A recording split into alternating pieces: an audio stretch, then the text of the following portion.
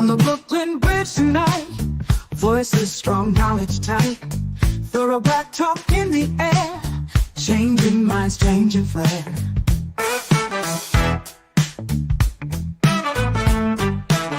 From Brother Tad to Sister Kate, warriors got things to say.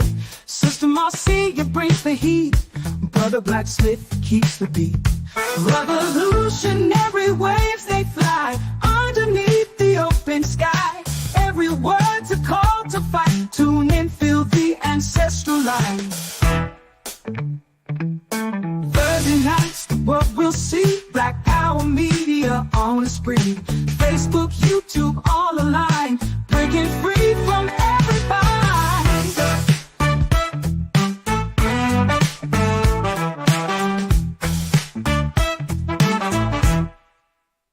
Social talk and politics, every voice breaks through the matrix. Commentary raw and true, for the many, not the few. Revolutionary waves they fly underneath the open sky. Every word's a call to fight. Tune in, feel the ancestral line.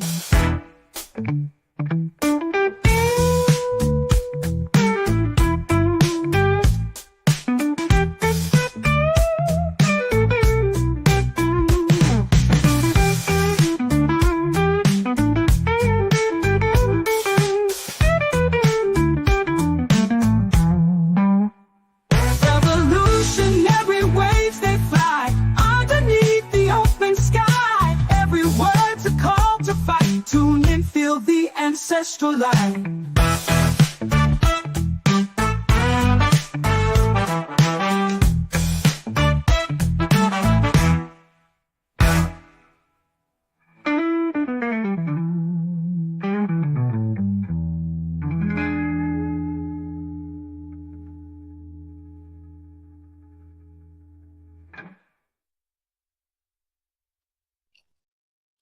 Good evening, good evening, good evening, family. Welcome to another edition of Thorough Black Talk with your sister Keisha, your brother Tad, brother Blacksmith, and sister Marcia. Will be joining us in a minute, family. Shout out to the crew. K Rush 409, Philly in the building, heavy. Sister Brooke on the 1-2, Brooklyn, we in here heavy. Sister Donna, brother Carrollwood, Alabama, always in here. Sister Farnessa, Alabama be in here heavy. Y'all better stop playing. Aunt Marie, Uncle Jesse, Cousin Pizzo in the building. What's good? What's good? What's good? Lil Debbie, what's good? What's good? Glad you rocking out with us tonight. We got a lot to discuss. We got a guest coming in. Whew. Buckle up, family. It's going to be a rough ride tonight. I don't know. Let me bring in my brother Tad in here. Brother Tad, OG Wisdom Podcast in the building. What's good, brother Tad? How are you? Uh-oh, brother Tad. He frozen. You got to unmute yourself, brother Tad. Unmute yourself. All right. He'll. There you go. Unmute, brother. I have my mic turned down. I was finagling with the background a little bit. How you feeling, sis? Good. Feeling good. Had a good day. Had some productive meetings today. Shout out to brother Rajan. You know, he got a new book bag line that's coming out, so I'm going to show that to y'all a little later. And then got the book Wakanda Forever coming out. And it ain't what you think, family. It's a historical reference book. It's a little humor in it, but it's a great read. It's definitely a great read. So I'm looking forward to having him on once everything is settled. But he gave me a book bag today. So I'm going to show it to all of y'all so you can see what's coming out. You know, trying to hook my brother up, you know, with the manufacturers over there overseas. But we'll get into all of that. Brother Blacksmith in here heavy. Check out Melanin Blogspot Forever, family. You know, Brother Blacksmith, he is an author, you know, former merchant seaman. Don't mess with him. Don't mess with him. Brother Blacksmith, what's good? What's good, brother? How are you? He from the Bronx, but we ain't going to hold out against him. Hey, I'm going to have Brother Tad know, Sister Keisha, because he always interrupt before I even say anything before I get in. I used to take a ship from the Bronx all the way to Brooklyn Bridge. So here I am. That's for Tad. That's not for you. Now, was that a maritime Where's my ship? walk? Spaceships. Of course. Of course. We changed it from maritime law to natural law. You got your wish. Your man is in the office again. Yes, sir. That's your dude. That's your dude. I tell you what you do. Tab been caping for him lately. I don't know. You know, Brother Black been telling us that ain't the real one anyway. How you doing, Sister Keisha? So I don't know. Get him, sis. You looking good with your Moshoot. With your Moshoot on. I like it. Thank you. You know, yes, ma'am. We have some unusual weather here in New York, so you know, I gotta dress accordingly. I gotta shout out to Uncle Jesse. I gotta give Uncle Jesse some love. Let me clap it up for Uncle Jesse. Look.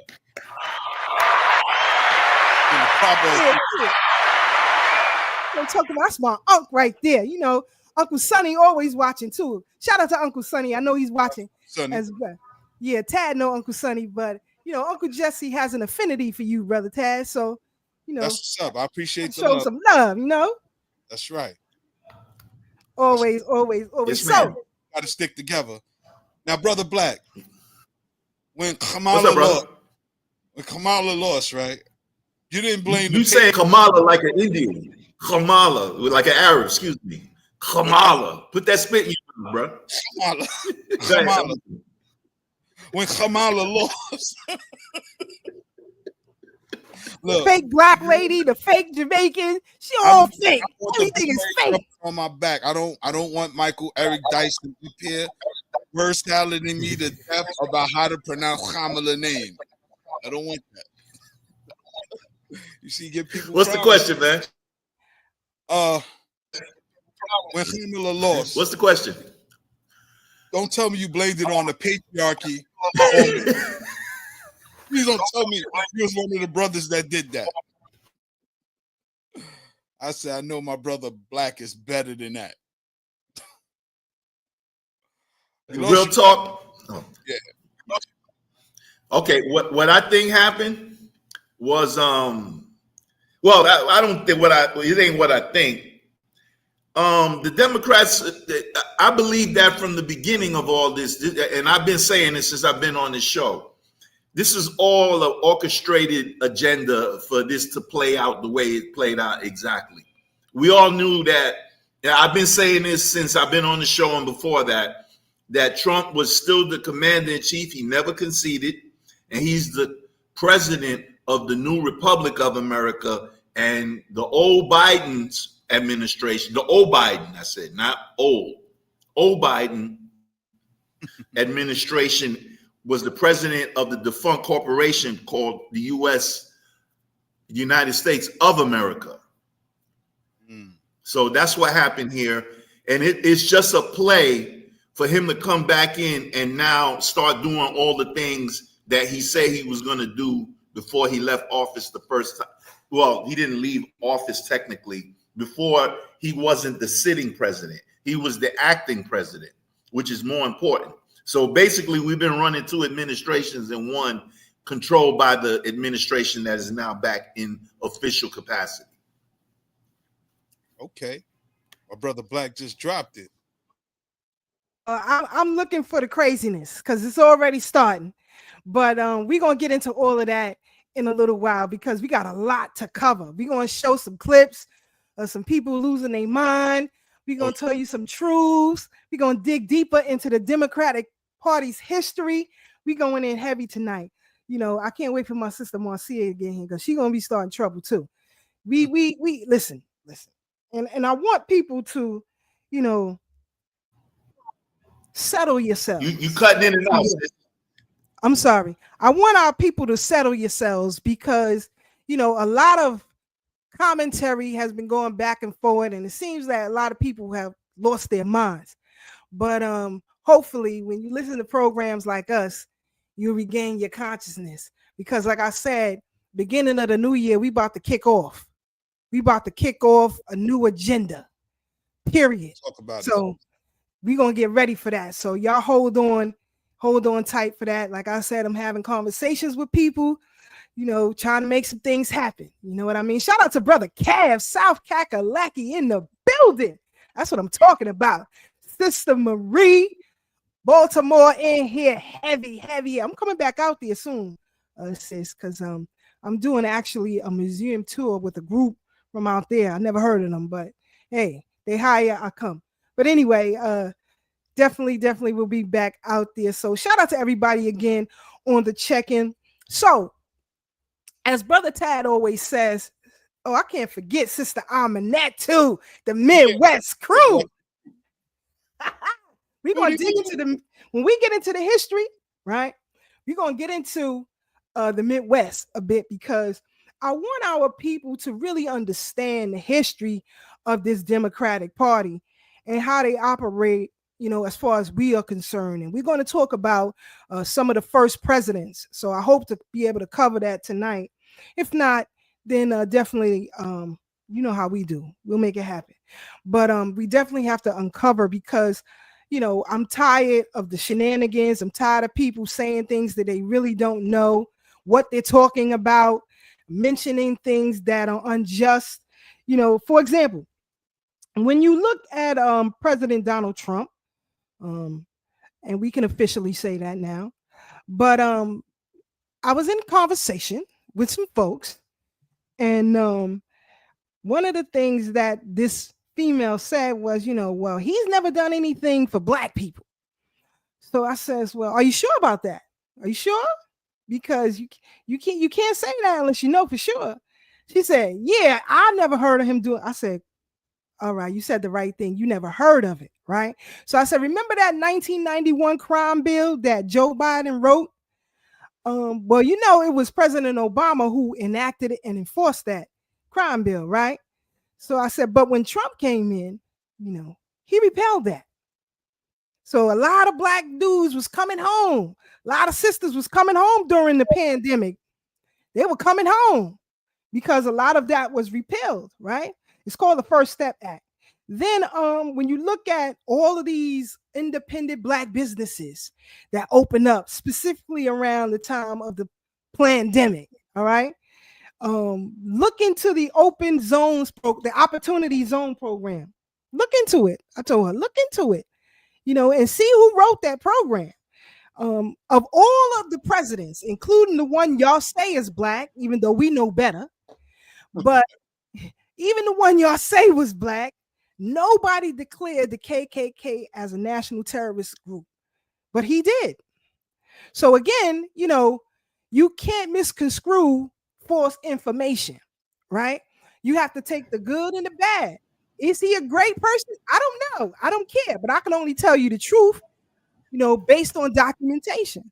So you can't throw out falsehoods with no documentation, right? You have to stand on that. So again, in the same question I asked, well, can you show me one thing, forget three, but one thing that Kamala Harris has done for Black people, whether she was Attorney General, the only thing she's done for Black people, and I'm going to say this as conservative as I possibly can, was lubricate the nuts of Black men. How about that? How about that? Huh? Let me get Sister Marcia in here. Sister Marcia! Africans on the rise in the building, family. What's good, Sister Marcia? Peace, family. Peace, everyone online. Where you at, Mama? I'm here. I'm right here. Greetings on this Thursday. Trump is back in office. All things will be right again. But Sister Keisha, not lubricate the het anum of the Black man. Listen, I'm trying to be nice. That's the nice part. But, no. I'm trying to stay cool because, like I said, we got some guests coming in here in a few minutes because we got to talk about something serious, right? A couple of years ago, didn't mean to cut you off. Sorry, Miss Sister Marcia. Go ahead, finish your thought. I'm sorry. No thought to be finished. Continue. Okay. So a couple of years ago, actually a year ago, I believe, we had a guest on our program who I met about to be exact, I met her 4 years and 11 months ago, right? December will be 5 years that I've known this woman. Met her in Jamaica. She is a business owner and an event planner. In fact, I believe she's rushing in from a wedding she was doing today. But she came on a program and let us know that her son was executed by Jamaican police officers. And I've been in contact with her ever since that program. Now, she and I had conversed on many issues involving her son's case. She had to go out and hire a private investigator. I believe he will be joining us as well to talk about this.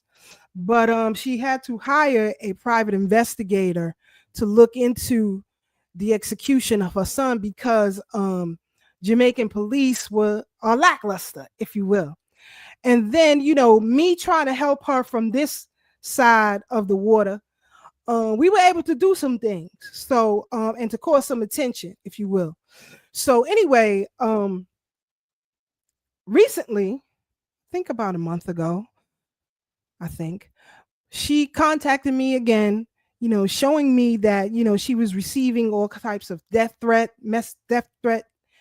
threatening messages, if you will. And I said, no, we got to bring some attention to this because they figured out that she was getting help from outside of the country.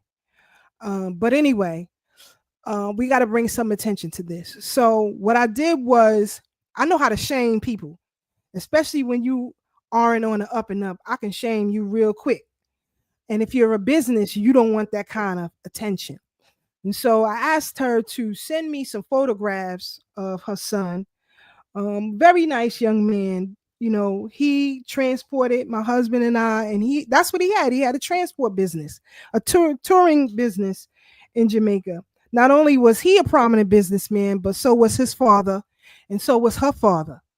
But anyway, she sent me these messages, and I said, okay, send me as many photographs as you can of Shane, and we're going to make a video, and we're going to bring some attention to it. So I was able to not only make the video, but produce a song to go along with it.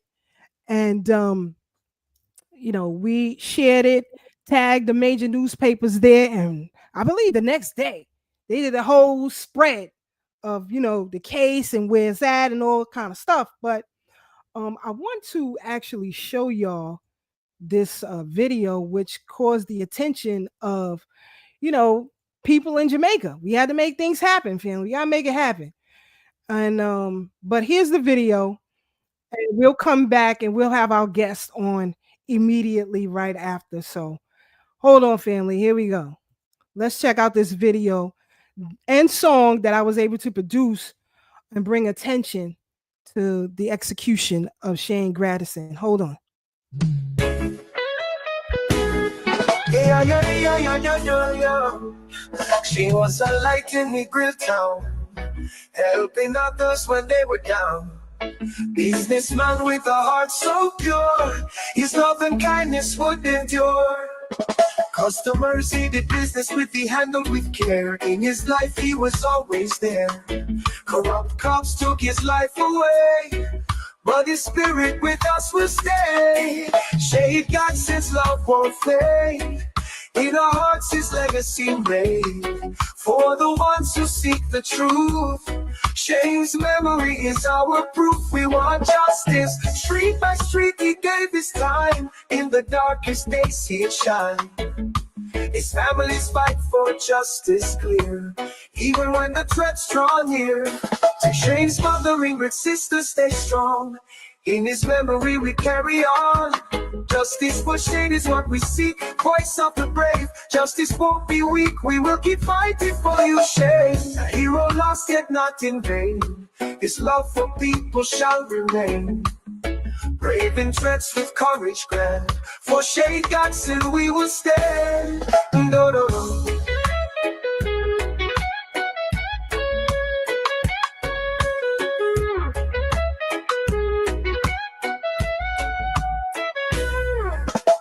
Shane Granson's love won't fade. In our hearts his legacy made. For for the ones who seek the truth. Shane's memory is our proof. We want justice. Street by street, he gave his time. In the darkest days, he shined. His family's fight for justice clear, even when the threats draw near. To Shane's mother, Ingrid's sister, stay strong. In his memory we carry on.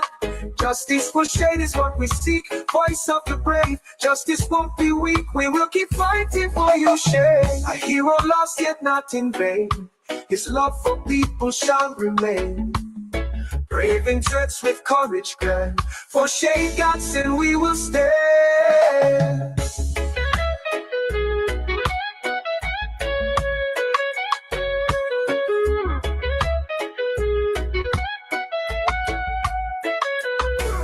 Shane Granson's love won't fade. Yeah, yeah, yeah, yeah, yeah, yeah, yeah, yeah.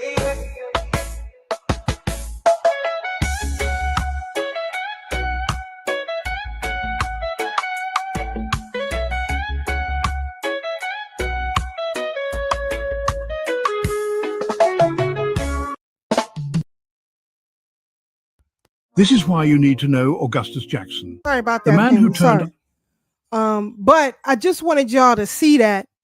Now you see, right after that, newspapers started to do a spread on the story of this execution.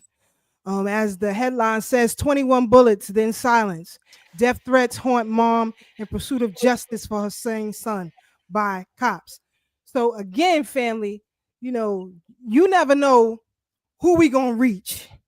You never know who we gonna reach, who we can help. And Brother Tad always says, you never know who's watching, right? So us here being on this side, thank you, Sister Debbie. She says she likes the song. Uncle Jesse said, yeah, that's so sad. God bless the family. Of course, and shout out to the BK William Mackey History Club on the check-in. But yes, so again, me conversing with her, able to produce this to bring more attention, especially considering the death threats that this sister is facing. So she's trying to work out some kinks with her phone, but we have her investigator in. Let me bring him in and he'll introduce himself and he can start to talk about the case. Brother, just give me a thumbs up if you're ready to go. All right. So welcome, family, to the Thorough Black Talk Brooklyn Bridge. Major Roger Smith in the building, investigator in the murder of Shane Grandison. Brother, welcome to Thorough Black Talk. Thank you very much. We wait for Sister Ingrid to try to get in here. Give our audience a little bit, if you will, background of what happened to Shane. How can I best put this in as short a space of time as possible? He was doing his usual activity in terms of operating this tour bus, carried the bus to a particular location, turned it over to one of his drivers. He wasn't feeling well, so he was headed back home. Didn't have a ride back home, and it's not that far, so he was walking. A gentleman who he knew before pulled up to him and asked him if he wanted a lift. And he saw no reason apparently not to do that, having known the fellow before. So he got in the vehicle. Whilst in the vehicle, he was using his phone to go on setting up his business, telling which drivers to do what. And he said to one of the drivers, well, he was going down. This didn't take a very long time. I have to call you back. The police are stopping us, which indicated that they weren't running from anyone. They were what you guys up there call a traffic stop. And he said, I'll call you back. He never did, because subsequently the vehicle was blocked in by unmarked vehicles, one at front, one at the back. And the officers alighted. and I gather without any further ado, started to lay down fire on the vehicle. The driver was hit, but Shane got 21 rounds. Um, they have not been able to prove that he was firing at anyone. The gunpowder residue report to me is a little inconclusive because they're saying they found some, but if you're firing weapons at someone and then you lift that body to remove it, there's something called transfer. So it could have been gunpowder transfer. Ironically, we have an organization down here called the FLA, the Firearm Licenses Authority, who do an investigation on you that is exceedingly thorough. And if you apply for a firearm user's license, that investigation and background check is exhaustive. And he was cleared to purchase a legal weapon to carry. So if he had done something in his past or was in the act of doing anything, I don't see him being passed for that kind of, a background check. There are a number of things that I'm not too certain sits well with me. One, the team that participated in the stop and subsequent discharge of weapons is said to have come from Kingston. Now, if you've been here, Kingston is the capital. Right. And the Grill is the other end of the island. And the Negril police say that they never knew anything about the presence of that team. But the team says they got a report that the driver of the vehicle, incidentally, was under a charge that required him to report to the police station frequently. And on that very day, he had reported to the station. So if he was wanted, there's no reason for him to report to the station and be allowed to leave. But I digress. He was shot not that many times. It is my confusion. I'm trying to tread delicately here. Is that the report is that they got a report that the driver had been brandishing a firearm. Now, if this team came from Kingston and was in the Grill area without the knowledge of the local police officers, one, who saw this gentleman brandishing the firearm? And two, how did they know to call this team? That has, to my best of my knowledge, not been adequately answered. Now, I want to ask you, because I want our people who've never been to the island before. Kingston is hours away from Negril Parish. Yes. So it's totally different district. So for us here in the US, let's say us here in New York, that's like NYPD investigating or doing a stop and traffic stop in Albany, New York. Right? Hours and hours away, they have no jurisdiction. So the distance is far enough to say Connecticut. Say that again. The distance is far enough for you to accurately say if he was stopped by an NYPD in New Jersey or Connecticut. Right. So you get an idea of the type of distance we're talking of. So again, these officers in the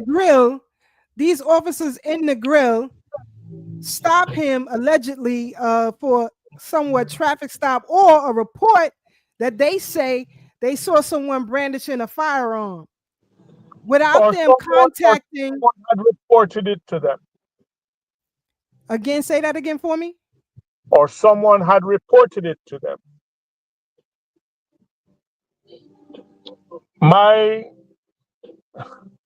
Like I said, I'm trying to not compromise the case by saying it's not my opinion. It's just straightforward facts. One, the team that was there came from Kingston, and it was claimed that no one knew of their presence. If that is the case, how they knew that they had to be alerted? Further to that, the amount of rounds that was put on the vehicle that most ended up in young Grandison raises flags for me. How can I put this delicately? If I stop you on an inquiry and you do not fire at me immediately, there is no reason to lay fire on your vehicle. My investigations have indicated that there was an individual in the vicinity who was a tourist but had law enforcement experience. And his comment was that these young men in the vehicle had been ambushed and executed. This is what the tourists who have some connection to law enforcement says. Now, Yes. again, family, this is someone from outside can clearly see that there's an injustice here. Again, we don't want to compromise the case in saying certain things, but you can see there is a conflict here. The problem Somewhat, yes. that I particularly have is that one, there was no major investigation into this. Number two, the threats, if you will, that Ms. Grandison received. Ah, Can we talk no, to that? let me clear that one up in my mind. If some gunmen, as we call them down here, or miscreants, criminals, had participated in the shooting of young Grandison, and she was making noise about it, whilst it's not condoned, I would understand why someone would attempt to threaten her to shut up. But this is a police shooting. Who would gain from threatening her to shut up? And if that's the case, what are they trying to conceal? I'm telling you my theory. My theory. They went for the young man who was driving because of his reported involvement in the killing of another young man who seemed to have been, by all reports, allegedly involved with a female police officer. And he put a target on his back. They went for him, in my opinion. And when they stopped the vehicle and didn't take any time to say, come out of the vehicle, lay on the ground, nothing, they just started firing. I think that is when they discovered that he had a passenger. And the passenger was also dealt with. That's my theory. You know, we had the same theory because, you know, now listen to this, family. Now you have to understand where the brother is coming from. You have this person, driver of the vehicle, allegedly in a relationship with someone in law enforcement. Now, I've done my own investigation on this person in law enforcement, and things ain't copacetic, if you will. But if you can, brother, give us some information about, or if there has been any more um, news about this relationship with the young man and this police officer and her dealings with the community. I'd rather not say anything. Again, it can compromise any ongoing investigation. And Understood. we have Understood. an organization down here that investigates police shootings, and they're actively working on it. And I don't want to betray confidences by saying anything. I wouldn't even indicate in Jamaica we have a lot of sayings. One of them says, if it don't go so, it nearly goes so. Yeah, there you go. Yes, yes, yes. So, We got Sister Ingrid on the check-in with us. Sister, welcome again to the Brooklyn Bridge. We're glad to have you with us. Brother Robert has been giving us some information as to where this investigation of his has led us to. We want to welcome you back to the Brooklyn Bridge. If you can, sister, let the people know who you are and how you and I met.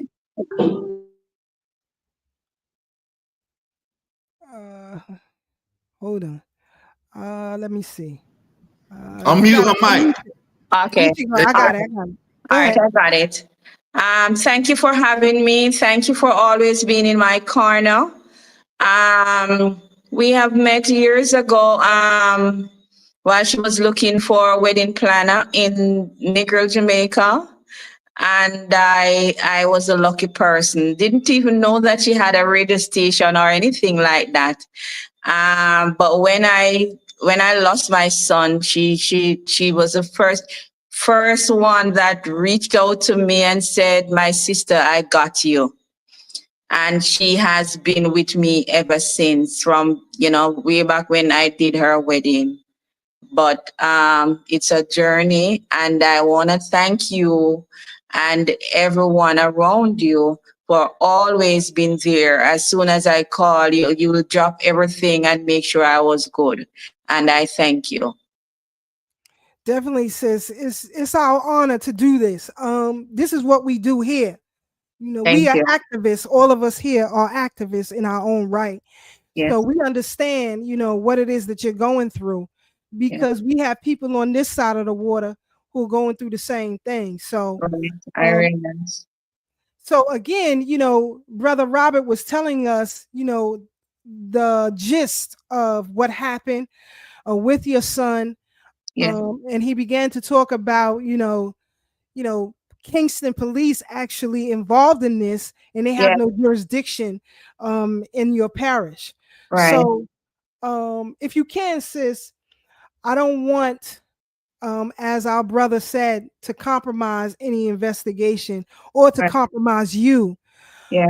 for that part. But tell us, how long it took for mainstream media in Jamaica to actually talk about this case. It took more than a year. Really, when it happened, we did a protest and it went on some other station, but drop in a second. Like nobody was investigating. I wasn't even thinking that Jamaica didn't do investigative journalism. And since my son died, I've been learning a lot. I have been learning how much corruption are in our island, how many lies, people tell all the time on Jamaicans and our youths. And it was almost year and 2 months that the Gleaner published it just a couple of weeks ago.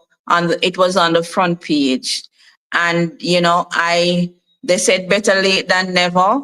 I am thankful for it because it has drawn, yes, that's the front page.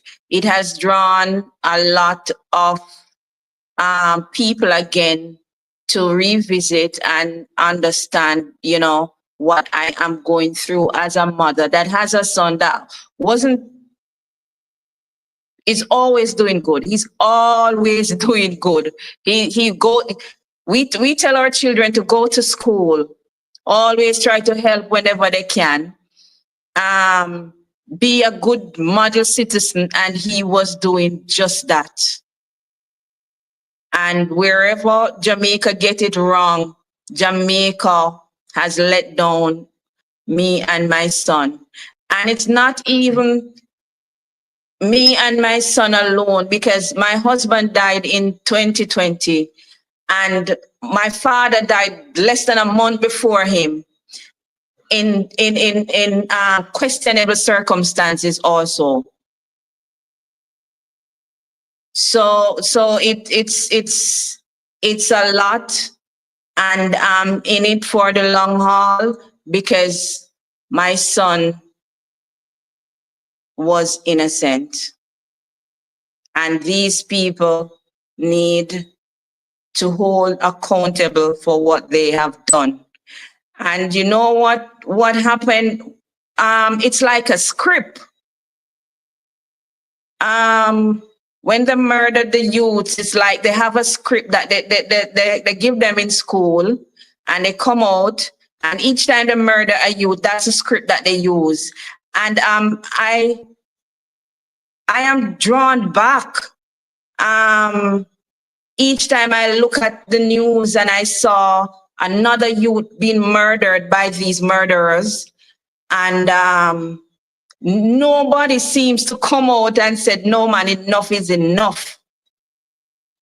It's like every day I look at it and I wonder when these people are gonna come out and said, listen, we are not taking this no more. You know, we need to put something in place to know the truth or to cut down this. It's like when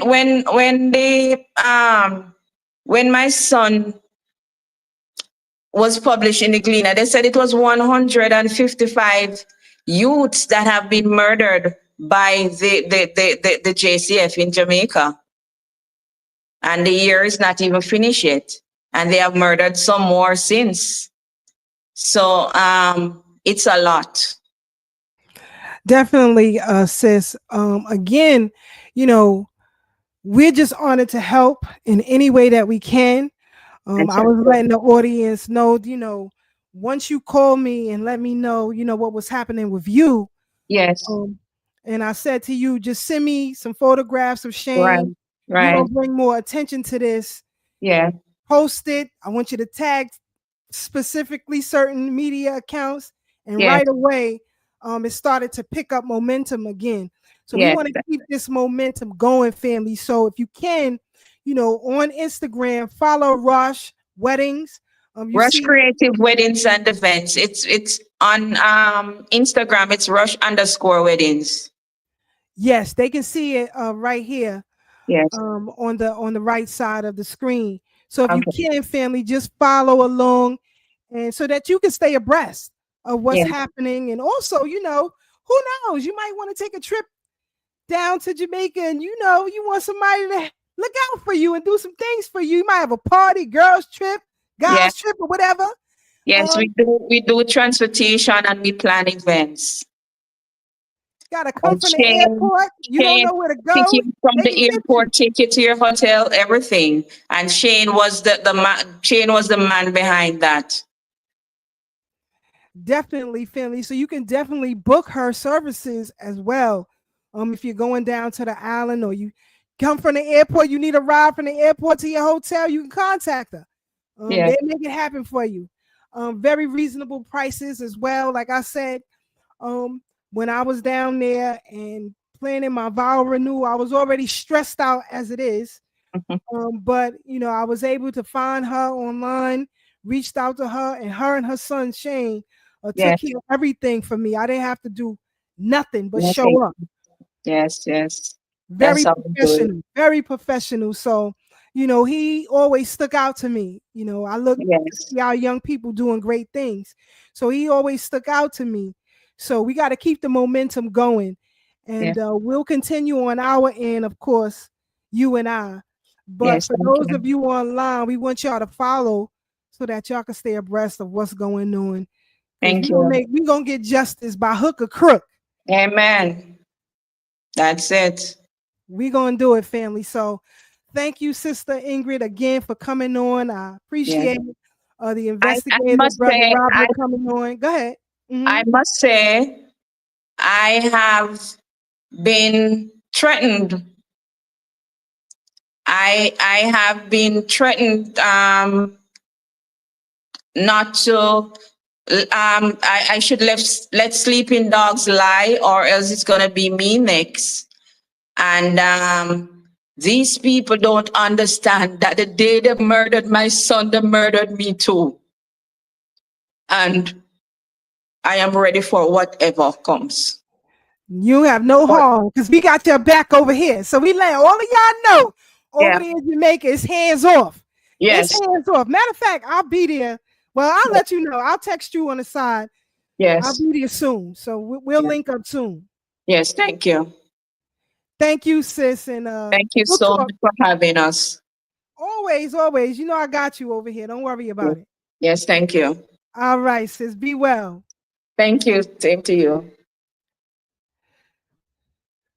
So again, family, Thorough Black Talk is doing work all over the globe. We busy. We busy over here because now that we coming into a new election, a new presidential cycle, you better pay attention to foreign affairs and what's going on, especially those of us who travel abroad. You better know what's going on. I know I see a lot of people when I go away, they out there having a good time, is la di da, but you don't even see the setup.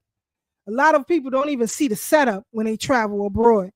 But when you travel and people like Sister Ingrid, they got you heavy over there. You don't got to worry about nothing.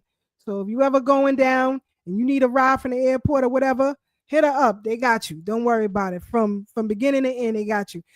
Sister Marcia, your thoughts on what Thorough Black Talk is doing abroad, and your thoughts on this sister story.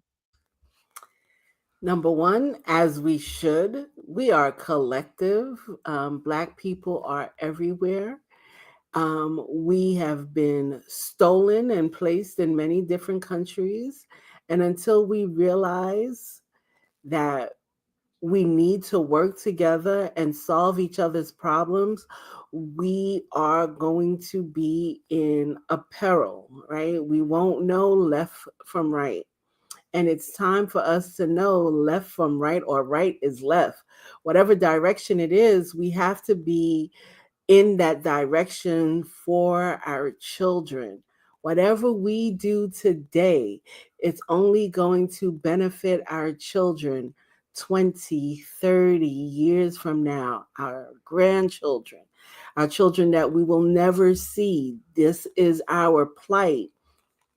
So, yes, working together needs to happen.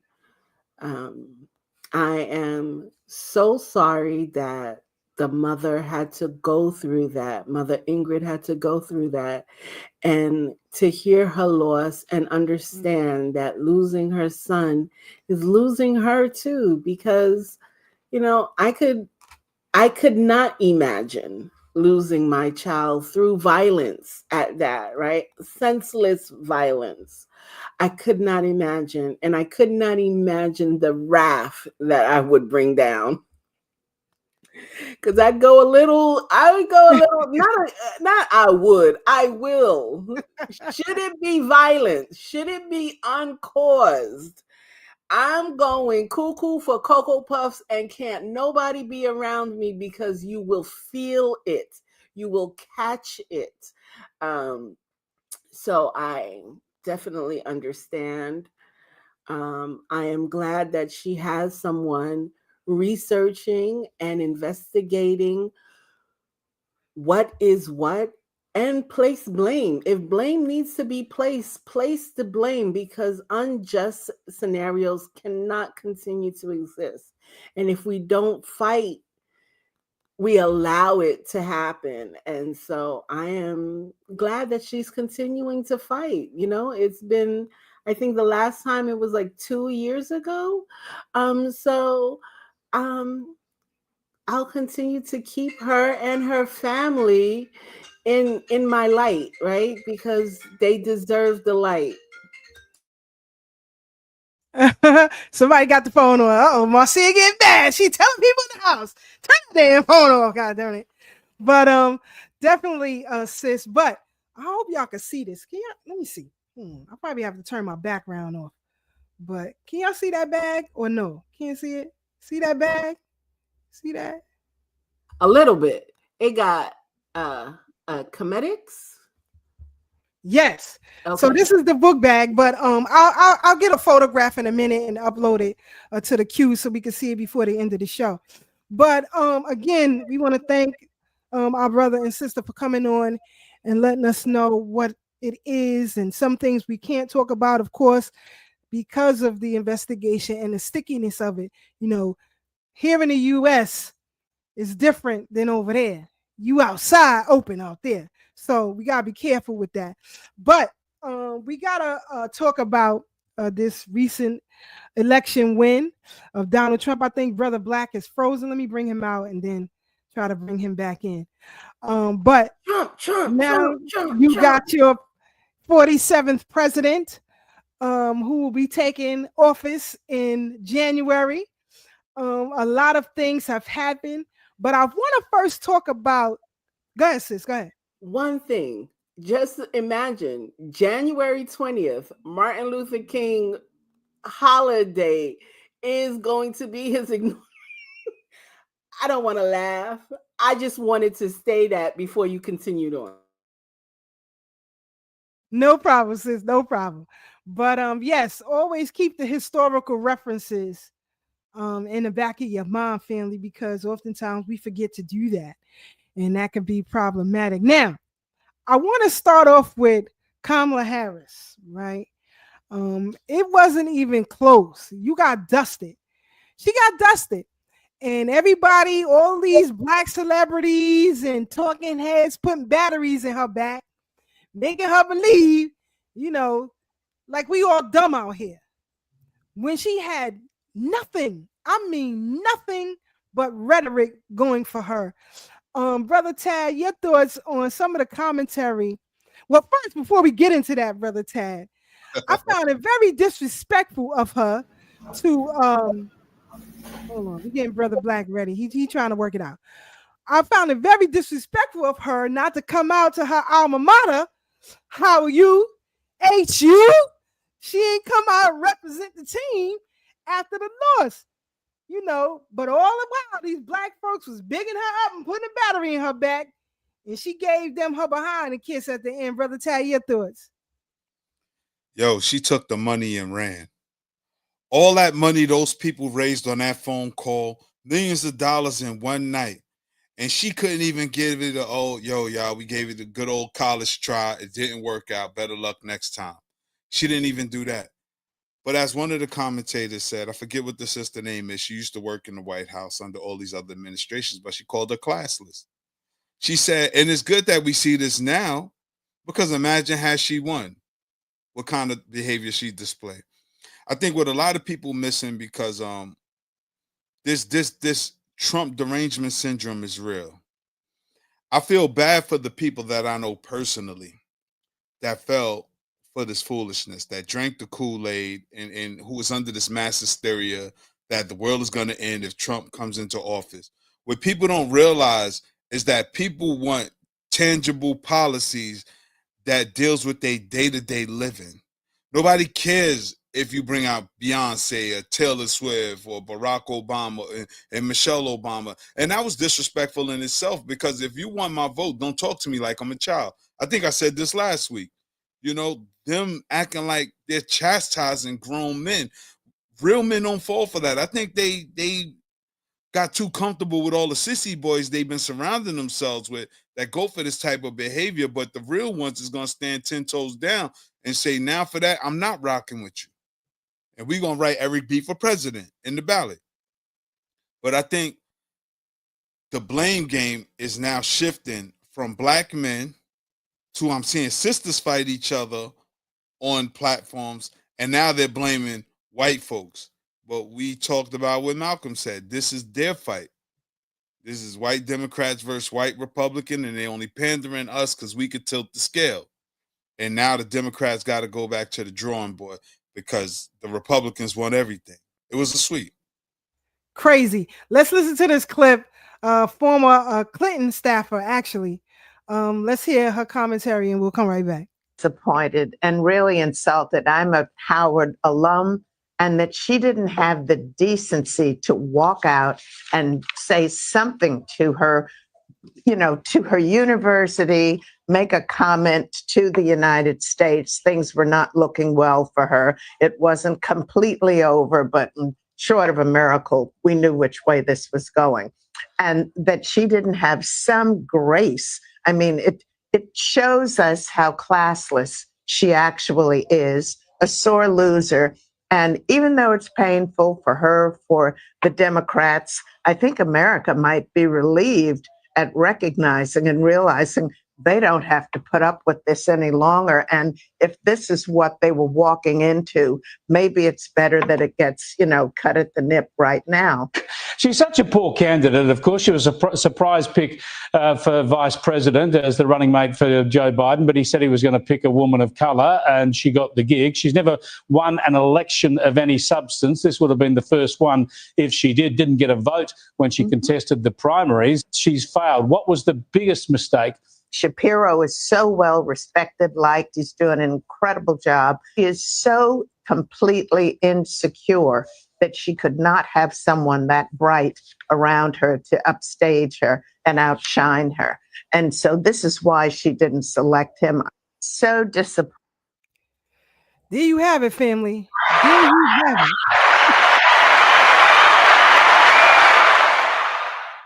Sister Farnessa said, I've been seeing folks posting that they wouldn't be inviting people to the cookout until they find out how they voted that person. Listen. This is bullying tactics. And, it's unfortunate, Sister Farnessa, that these Black folks are identifying with white supremacists. Yeah. White supremacists. Listen, the most racist, the most vicious political party as far as Black people is concerned has always been the Democratic Party. Now, what I do like that news is coming out that President Trump is going to repeal some things, most notably us paying for these same-sex operations for these children and so on. He called it child abuse, which it is. It is. So he said no more of that. No more of that. And not only did he say that, but Italy also officially passes anti-surrogacy laws. Senator Josh Hawley here in the U.S. calls to remove the trans flag from the federal building and replace it with "In God We Trust." You need that. Yes. Trump says, no more gender affirming surgeries at all. Let's hear it. Here we go. Hold on. Left-wing gender insanity being pushed on our children is an act of child abuse. Very simple. Here's my plan to stop the chemical, physical, and emotional mutilation of our youth. On day one, I will revoke Joe Biden's cruel policies on so-called gender-affirming care. Ridiculous. A process that includes giving kids puberty blockers, mutating their physical appearance, and ultimately performing surgery on minor children. Can you believe this? I will sign a new executive order instructing every federal agency to cease all programs that promote the concept of sex and gender transition at any age. I will then ask Congress to permanently stop federal taxpayer dollars from being used to promote or pay for these procedures and pass a law prohibiting child sexual left-wing gender insanity being law prohibiting child sexual mutilation in all 50 states. It'll go very quickly. I will declare that any hospital or healthcare provider that participates in the chemical or physical mutilation of minor youth will no longer meet federal health and safety standards for Medicaid and Medicare and will be terminated from the program immediately. Furthermore, I will support the creation of a private right of action for victims to sue doctors who have unforgivably performed these procedures on minor children. The Department of Justice will investigate Big Pharma and the big hospital networks to determine whether they have deliberately covered up horrific long-term side effects of sex transitions in order to get rich at the expense of vulnerable patients, in this case, very vulnerable. We will also investigate whether Big Pharma or others have illegally marketed hormones and law prohibiting child sexual mutilation, or others have illegally marketed hormones and puberty blockers, which are in no way licensed or approved for this use. My Department of Education will inform states and school districts that if any teacher or school official suggests to a child that they could be trapped in the wrong body, they will be faced with severe consequences, including potential civil rights violations for sex discrimination and the elimination of federal funding. As part of our new credentialing body for teachers, we will promote positive education about the nuclear family, the roles of mothers and fathers, and celebrating rather than erasing the things that make men and women different and unique. I will ask Congress to pass a bill establishing that the only genders recognized by the United States government are male and female, and they are assigned at birth. The bill will also make clear that Title IX prohibits men from participating in women's sports or others have a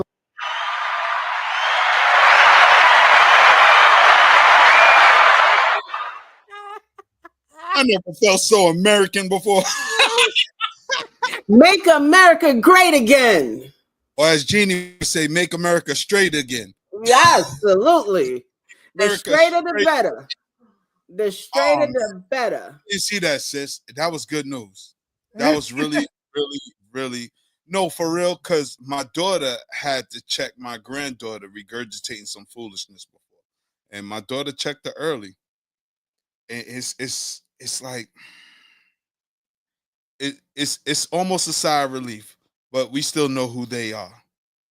But at least we could get back to some normalcy. It's almost like any sport you play, any sport, whether it's boxing, football, chess, you can't really form a strategy with an unorthodox opponent because they have no rhythm, they have no logic, no rhyme, no rhythm to their defense or offense for you to plan a proper strategy. And that's what the Dems was doing. Like, you think about it, the people who voted for Kamala, they voted for transgender women's rights to have an abortion. Think about how crazy that is. A transgender woman right to have an abortion. And we know what a transgender woman is. So, like, come on. Crazy.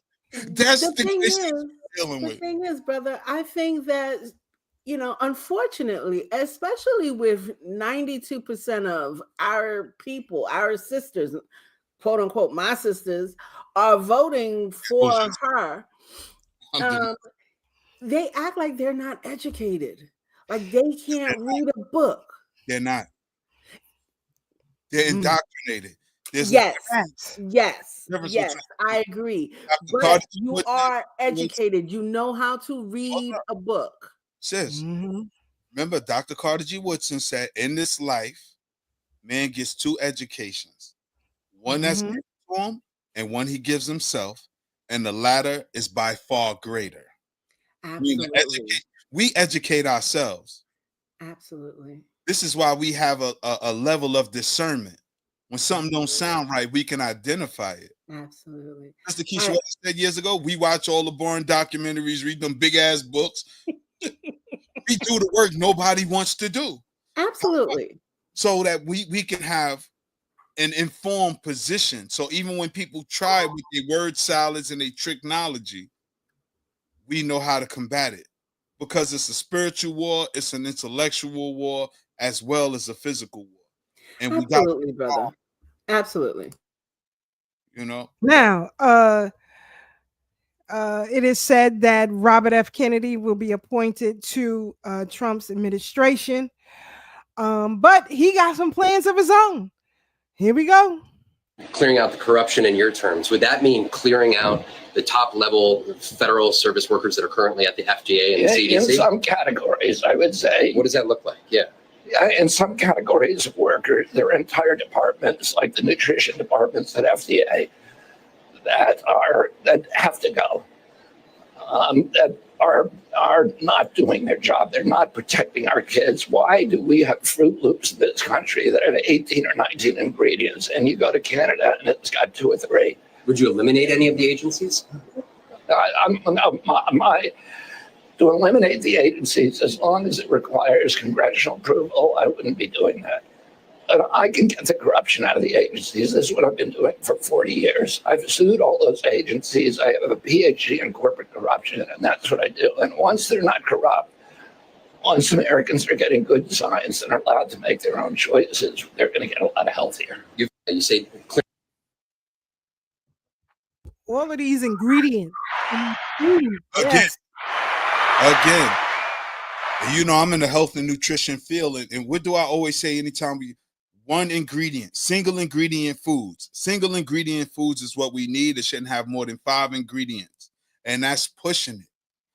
Single ingredient foods, whole ingredient. Your food should not have 16, 17, 20 ingredients, plus things you can't even pronounce. That's what I was going to say. You can't even say the gling. Right. A lot of foods that's here in our country is banned in other countries. And I'm glad they're thinking about the children. It's not about you or I. As Sister Marcia just said, we do this for our children's children and the children we're not even going to meet. This is so important. And I'm glad the rhetoric is subsiding.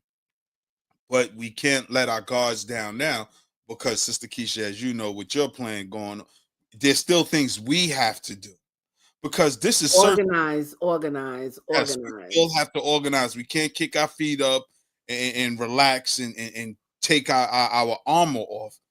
It just lightens the load, and one enemy is knocked out the box, hopefully. Because there's nothing to stop them from huddling and regrouping and trying to come back with vengeance. Absolutely. I think that's one of the things that my 90% sisters like, right? They like the idea that they don't have to quote unquote fight. They could just move with the system as the system is destroying the whole entire life, and they don't see it and they can't breathe it. And it's like, oh, well, that's all right. Joey wants to be Joella, and that's okay. I saw Joella coming up. I knew it for him, her, or she, him. No, you didn't know him for he, her, she, him. And if you saw it, you should have placed that Joella in counseling immediately.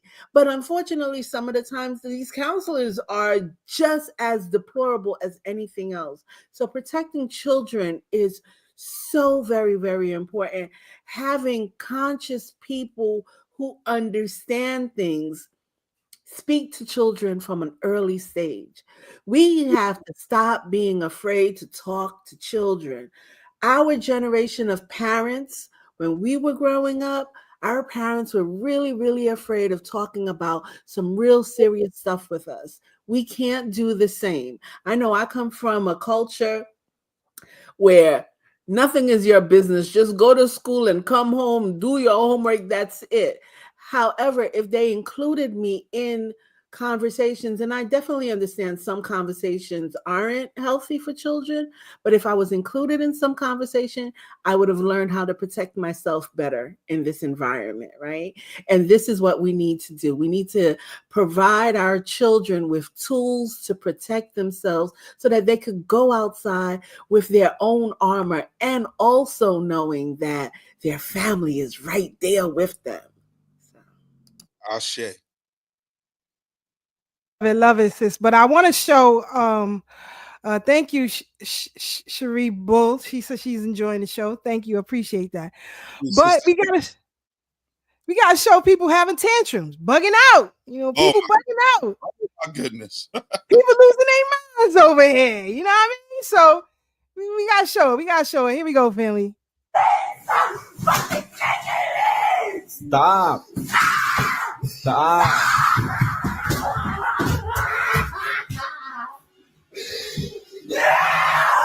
See, that's why I'm recording, because the cops ain't gonna believe this shit.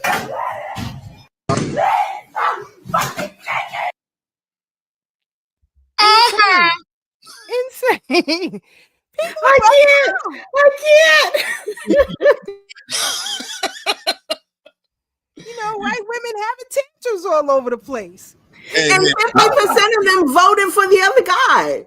So 50% of them, and this is, you know, brothers and sisters, we don't like to think that the white woman, she knows best. She just doesn't like things just like everyone else. But y'all keep cloaking her. This is I did say. Go ahead, brother. Go ahead. I did the same thing when Giuliani won mayorship in New York the first time.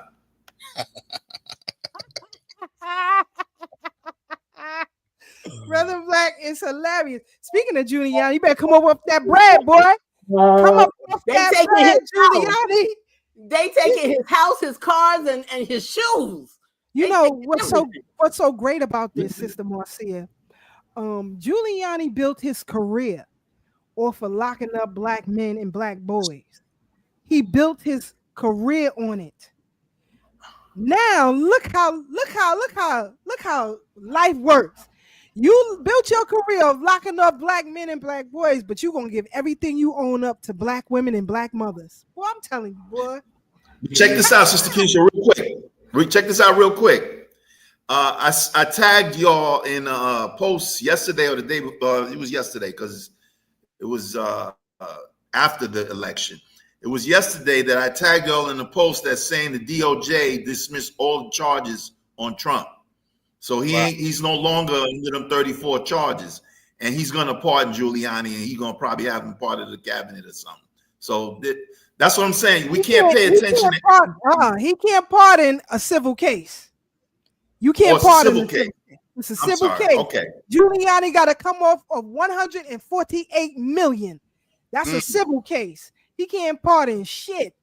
So he got to come up off that bread.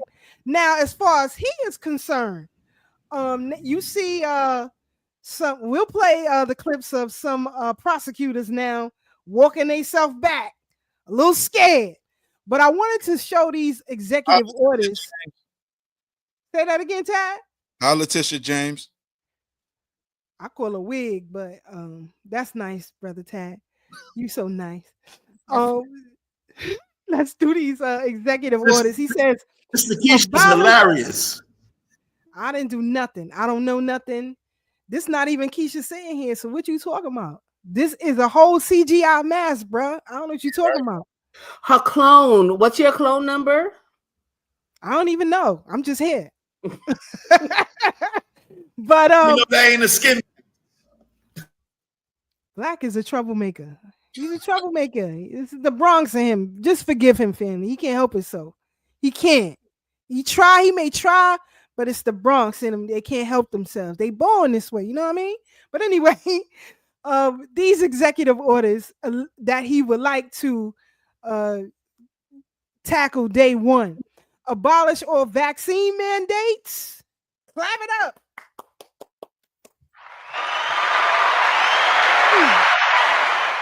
Repeal the 1986 Vax Immunity Law. Ban fluoridization everywhere. Recognize the FDA, the FTC, and the CDC. Reorganize them. Ban toxic ingredients in food. Recognize vaccine injury and death. Ooh. It's time to get them lawsuits ready. I lost several family members. It's time to get them lawsuits ready. My mom and my job. And everybody say class action?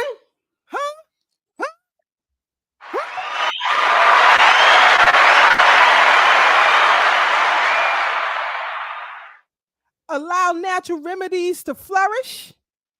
That's recognize vaccines cause autism.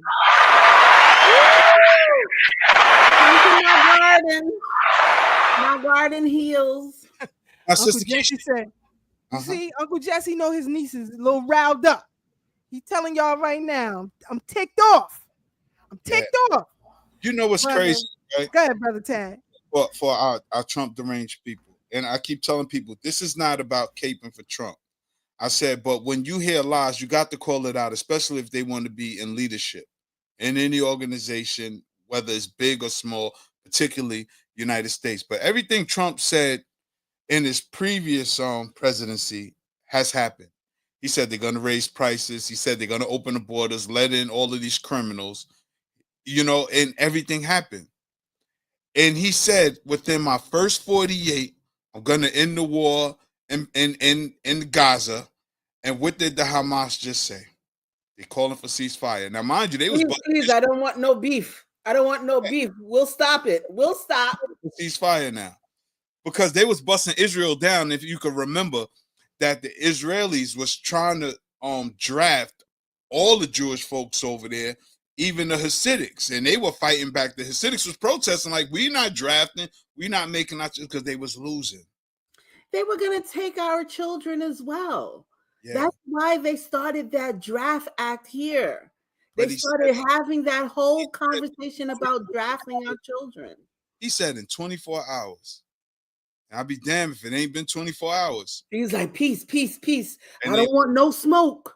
I don't want this smoke. You know why? Again, because the whole situation is he's dealing with real leaders. He's backed by some powerful people. Remember, the people that are in control, we don't see.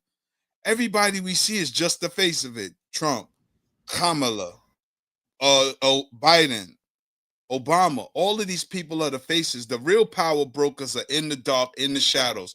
And once they made him a serious candidate to run for the Republican National Committee, I said he's being backed for some powerful people. And of course, his brother Black could confirm, reading those New World Order books, I know they didn't think they were just going to march the New World Order in and there wouldn't be some level of resistance. And this is what you're seeing. Trump is the resistance. Now, again, this is the perfect time for us to organize and operate in our best interest because things have been so crazy. We want it back to the old ways. How about that? To where it was simple. Well, because we don't understand what resistance look like as a collective. Right. As microcosms, we could understand, we could theorize, right? Because we're only looking at the story of our ancestors and elders. We could theorize a lot of things, but to really apply pressure, we don't really know how it's going to look. And the hiccup was because look, there's 24 million votes or billion votes that Biden got, that Kamala didn't get and Trump didn't get. And they're like, where did all those votes come from?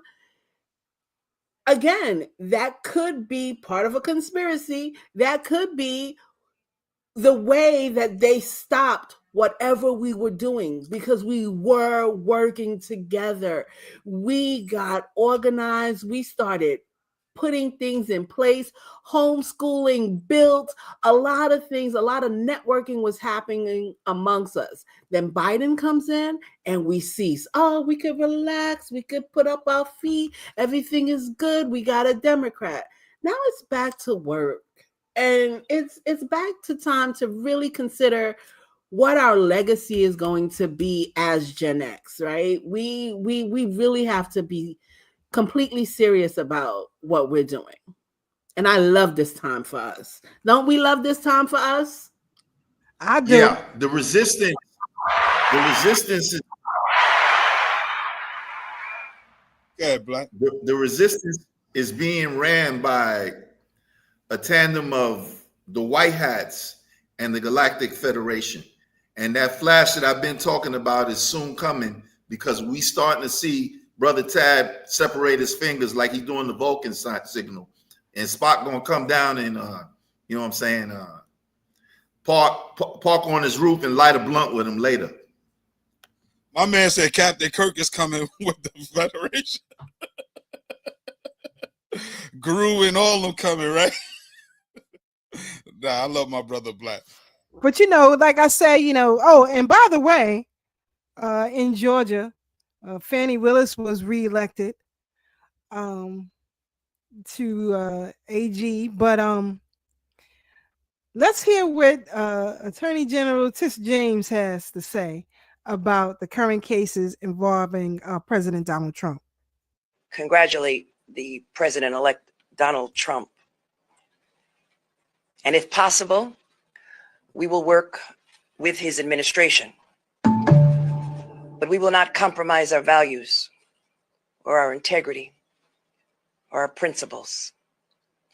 We did not expect this result, but we are prepared to respond to this result. We have been working both in my office and with other Democratic AGs across this country to make sure that we would be ready to respond to any attempt to roll back our rights. So here we are. We've studied their platforms. We've identified certain possibilities, fact patterns. We've created contingency plans. So no matter what the next administration throws at us, we're ready. We're ready to respond to the. I congratulate. You know, it's funny how things work. Let me just say, I have my own reservations about Tish James. For the 3 years, if you want to know, we could talk about it offline. But in my humble opinion, she should be under federal investigation. Seriously. And I'll tell you offline who I believe. I can say this online real quick. Go ahead. According to the Q list, her and Alvin Bragg is in Gitmo, and that's probably CGIs and stuff like that. That's according to, I'm not telling you that it's true. I'm telling you, according to the intel that I read, she been in Gitmo, and him, Mr. Bragg. If you notice, he lost a lot of weight right after those indictments with Trump's year and a half or 2 years ago. So, you know, I don't know if it's the same guy or if they released him back just to say, okay, get all the information you can and then report back to us like they doing Diddy right now and everybody, Epstein, whoever's in Weinstein already told on everybody years ago. So all these people that we seeing now that they saying is leaving the country, I'm sorry, I'm changing the subject slightly, but that they saying is leaving the country, most of them left the country to go to Gitmo or to Tierra del Fuego to get indicted, tried, and then executed or life in prison or what have you. Got you. I like what Sister Farnessa said. That wig is a struggle to stay on her head. I call a wig. All the money you make, you can find a wig better than that. You know, and listen. I got my reservations about, you know, what's going on. But again, as Brother Ray said, you know, the man behind the curtain is controlling it all on both sides. And it's very interesting that now that the Republicans have control of the Senate, exactly what is going to be passed, right? Anything that the House brings forth. I didn't see today what the final count was, if they regained it or not. I'll have to check that. I'll see Sister Marcia looking in the background. She'll check it out for us. See, that's how we work, boy. Still shopping, still over here. You know what I mean? But anyway, so if they didn't gain control of the House, then it's a wrap. It's a wrap. And not only do I think she should be under investigation, a lot of people in the House, her buddies, need to be investigated as well. I was going to say, I think they did get the House. I think I checked. The GOP got the House. Yeah. They got 211. Right across. It's a wrap. It's over. It's over. But you got to talk about the crazies now that, you know, President Trump has regained the office. You got to worry about the crazies right now because, and I say this in all earnest, there are a lot of threats that have been going out allegedly towards Black people, in particular Black women. There has been some threats that have been text to students in the state of Georgia. We got confirmation, Brother Tad and I, earlier today on that it is real. Go ahead, Brother Tad. We got confirmation on that today.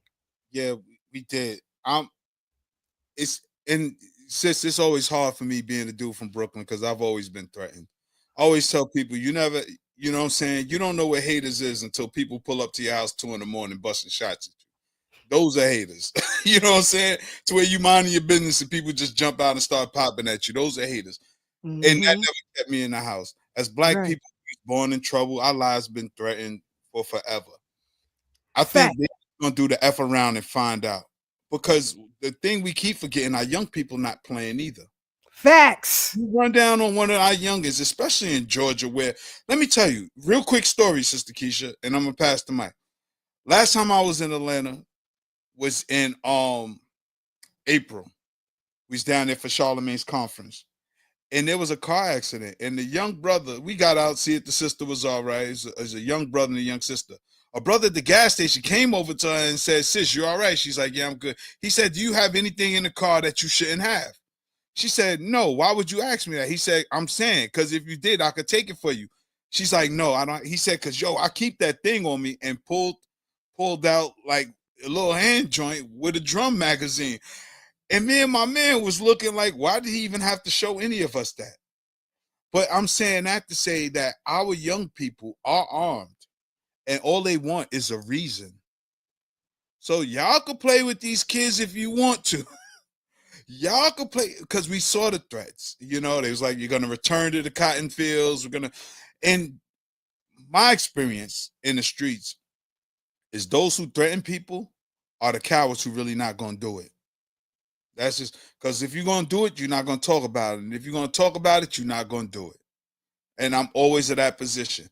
Though, let's not sleep, because I don't think Dylan Roof told nobody he was going to do what he did. He just went and did it. The guy in Buffalo didn't tell nobody what he was going to do. He just went and did it. So always keep your head on a swivel, be on point. To be forewarned is to be forearmed. Don't underestimate these people, but always be ready. Always ready. Stay ready. Go ahead, guys. Real quick, Sister Keisha, the real difference with that, though, Brother Tad, is I read in Behold a Pale Horse some years ago that 90%, maybe 90 to 95% of all these mass shootings, racial mass shootings done by non-black people against black people are CIA cutouts who are Manchurian candidates. Yeah. So that's the difference. Right. Yeah. But nonetheless, our folks still are becoming the victims. And in the book, he was saying that they are Manchurian candidates and they are doing this to make stiffer gun laws. Because remember, that's the Blue Party's platform too, to disarm the citizens. So I'm going to play this clip and then we're going to come back because I see Brother Ray put something in the comments that I think we should address. Yes. Hold on. Let's play this. This is why she lost. All this stupid sayings and repeating the same thing over and over. And again, I'm going to show you some information in a minute. She ain't the only one that's talking this foolishness. But I'm glad that, content creators are continuing to post these videos because I don't want our people to be stupid anymore. We just can't be stupid and vote off rhetoric because right now, we're going to have to deal with these local elections that are coming. It's time for us to seize these offices. But let's go back and play this and we'll come right back. Should never again stand behind the seal of the President of the United States. Never again. Never again. Never again. Should never again stand behind the seal of the President.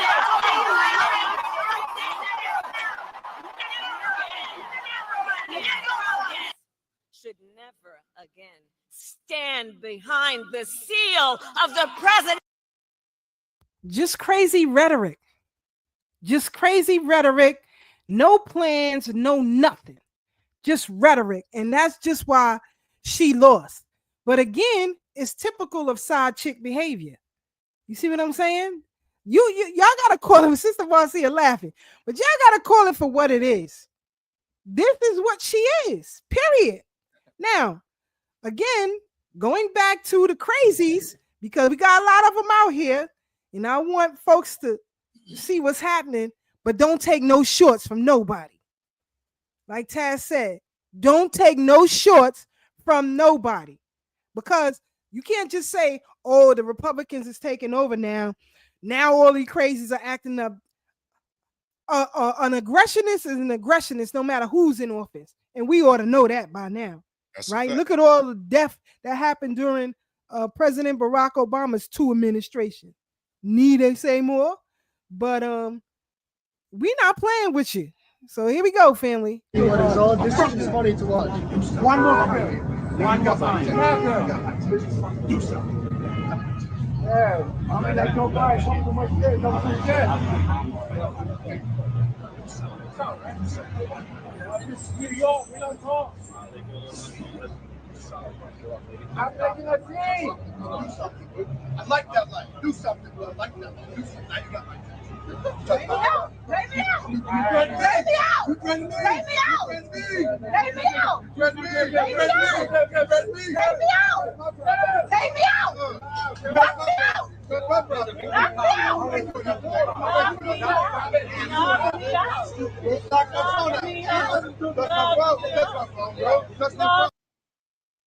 Let me just stop it there. Because, see, I'm not with the foolishness, because if it was me, he'd be eating that scooter. Yeah. He would be eating that scooter. And let me tell you something, ladies. A man may be stronger physically, but his nuts is always weak. You better know where to aim for. You hear me? Sorry, Brother Black and Brother Tad. But in defense of yourself, you better rupture every nut that he has. You hear me? Rupture them. You hear me? I would have taken that scooter and ruptured them. Go ahead, Brother Tad. All right. I'm going to read that passage, but I also want to speak to this. The cowardice of who they are. The cowardice of who they are. But the one thing I encourage my sisters, I always tell my daughters, my biological sisters in my circle, please don't argue with men. Don't entertain them, get away from them, because a lot of men are really unstable. And I say that as a protector of women, because if you get harmed and I'm not there, I feel like I was off my duty. I was off my square and left my post. So the most I could do is please come get me. Because see that right there, I'd have leaned right on his jaw and told him, like, I don't even know, but she my sister. Like, I think y'all remember there was one time where one of those aggressionists got in the sister's face and she was pregnant, and the big brother with a cowboy hat came and got in his face. He didn't even know the sister, but because she was a sister, he ran upon that aggressionist and he had that thing on him. Like, yeah, what? What you want to do? Get in the man's face. So I say that. But to Brother Blacksmith's point, I want to talk about Behold the Pale Horse, because Brother Ray did say the PSYOPs, right? It says the government encouraged the manufacturing and importation of military firearms for the criminals to use. This is intended to foster a feeling of insecurity, which will lead the American people to voluntarily disarm themselves by passing laws against firearms. Using drugs and hypnosis on mental patients is in a process called Orion. The CIA calculated the desire in these people to open fire on schoolyards and thus inflame the anti-gun lobby. This plan is well underway and so far is working perfectly. The middle class is begging the government to do away with the Second Amendment. That's on page 225 of Behold the Pale Horse. Again, I encourage people to read this, because this was written in, I think, in 1991, but he said it was underway, which means it wasn't here yet. We see right now they started doing the gun buyback programs, but they intentionally dumped them in our communities because, of course, there's more. But again, the manufacturing and importation, and then the PSYOPs, you know what they called it, Orion, right? We got to be mindful. We got to be mindful. Do not disarm yourself. Do not talk about the Second Amendment. I mean, we need to ban the Second Amendment. No, don't be nobody's fools. Because one of the things I remember Trump talking about in his first presidency was making your permit like your driver's license. If you got a permit to carry in one state, you could carry in all states. And that makes sense. And guess what? This will neutralize the crazies out there. Because one thing I know about criminals, they go for easy marks. If they know they're not going to get no resistance, they coming for you. But if they know that me, Sister Keisha, Sister Marcia, Brother Black, and whoever else, wherever they are, is armed too, they're more reluctant to act out their foolishness. The saying goes, an armed society is a polite society. And that's a fact. That's a fact. But I just wanted to put that out there since me and Brother Black was talking about that and Brother Ray was talking about the PSYOP. Because all of this is well orchestrated. So this is something that was written over 30 years ago with plans that's been in place for more than 50 years. We have to do more reading. I'm sorry, you was muted, sis. Sister Keisha. Right. I'm just agreeing with y'all on that. Definitely read Behold the Pale Horse if you can. Take your time and go through it, and you'll definitely see the things that he talked about in that book have come to fruition. And also, I don't care what the law say. Protect yourself at all costs. Worry about that later. Protect yourself. I'll worry about that later. Protect yourself at all costs. What we and say, and we can't just look at it. Carried by 6. Say that again, brother. What we say, we'd rather be judged by 12 than carried by 6. Period. Natural law. Right. Period. And again, I don't want y'all to start looking at Yorugu as the only crazies out here. Because you got these other ethnic groups that are also on 10 as far as we concerned, especially a lot in these Latino groups. So we got to look at that for what it is. Automatic when people say Latino, you think brown. No. Absolutely not. They're the worst. Wasn't the Proud Boys founded by a Latino? Or was it a hat? Or was it yo no sé, mijo, yo no sabo, but I know they're not your friends. With all of the and that was a very important thing, because the guy that did a mass shooting in a place called Allen, Texas, about 2 years ago, at a outlet mall. He was Latino.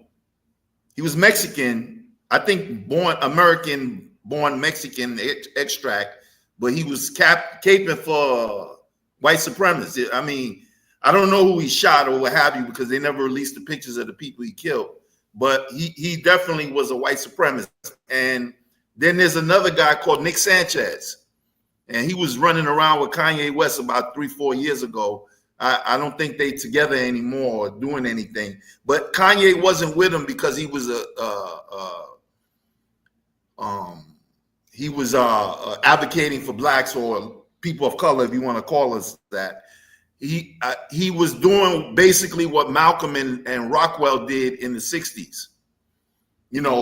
Coming together so we can separate. And Sister Keisha talked about this last week, somewhat, about how the Black Power people in the 60s used to meet with white supremacists all the time to discuss our commonalities, so we can have a plan and say, okay, we're going to be over here, y'all going to be over there. If we got to do business, that's all it is. We don't got to kill each other and do all of that, because not all of them, some of them are separatists. They don't want to be bothered with us, but they don't want to kill you necessarily. It's like, oh, y'all got stuff over there we don't got. We gonna need that eventually. We need each other. Some people understand that we need each other, and other people just can't fathom the way to work together, and so they want to incite violence and war everywhere you go, and that's really not a human lifestyle, but it is a war tactic. And this country was founded on war, and many other countries was founded on wars. So, I want to go back to something that Brother Tad mentioned earlier, that he already put it out, to Israel and Palestine to knock it off. And it just so happens that I think Floyd Mayweather was over there a couple of weeks ago meeting with Benjamin Netanyahu. But anyway, that's ridiculous. But we got to worry about these packs and how they operate, right? It's very important. And we're going to go back to a clip of Senator Ted Pike back in 1987. And he warned about the Israel lobby, but people didn't listen. Well, they listened, but the Democrats pushed it forward. But let's play this clip and we'll come right back. Well, I'm Ted Pike, and this is my wife, Lynn. Today, a foreign government, Israel, operates the most powerful lobby in Congress. This is AIPAC, the American Israel Public Affairs Committee. Through control of Congress, Israel demands and gets nearly $5 billion annually. No elected official dares criticize Israel for fear the Jewish lobby will accuse him of anti-Semitism, the kiss of death for any politician. The president also knows what Israel wants, Israel gets. To act otherwise is political suicide. The mass media, founded and controlled primarily by Jews, manipulates the spigot of information out of which heartland America drinks. The message of this contaminated source is, if you criticize Israel, you are anti-Semitic. Be safe, keep your head down, or you are fair game for being knocked off by the Zionist shooting gallery. As a result, our president and elected officials are slaves to political correctness when it comes to Jews and Israel. They cannot seriously criticize Israel, especially as the source of Mideast strife and terrorism. They cannot suggest an end of aid to Israel. They cannot even protest Zionist control of Congress. Hello, I'm Ted Pike, and this... Look at that. Look at that. But again, we got to stop always. Well, not we, but the U.S. government. Let me correct that. The U.S. government has to stop putting everything all in for Israel. Like it's over. Like I can't just pull up to the Congress and hold a filibuster. They're going to put the cuffs on me and have me drug out. But this dude, he ain't even got a schedule now. He just coming. Filibuster on the congressional floor. Brother Ray talked about George Soros having his hands on both sides. He live in Bedford, New York. How come ain't nobody pull up yet? How come ain't nobody pull up, Ray? Nobody, everybody knows. Nobody is oblivious to what the actions of George Soros is, but ain't nobody pulling up though. So to me, it's just rhetoric. We got to stop. We got to start pulling up where we need to. Either you all in or you not, because it's not going to stop. He has no intentions of stopping whatsoever. So what do we do? What do we do? You have to destroy him one way or another, either legally or whatever way. Yeah, action versus intellectual masturbation. We like to talk a lot, but let's start putting our foot to the fire. Like, our ancestors, like I didn't live these times, right? But when I read these stories and I'm just like, yo, they put their foot to the fire and we over here talking about, I can't jump rope, so I can't do this.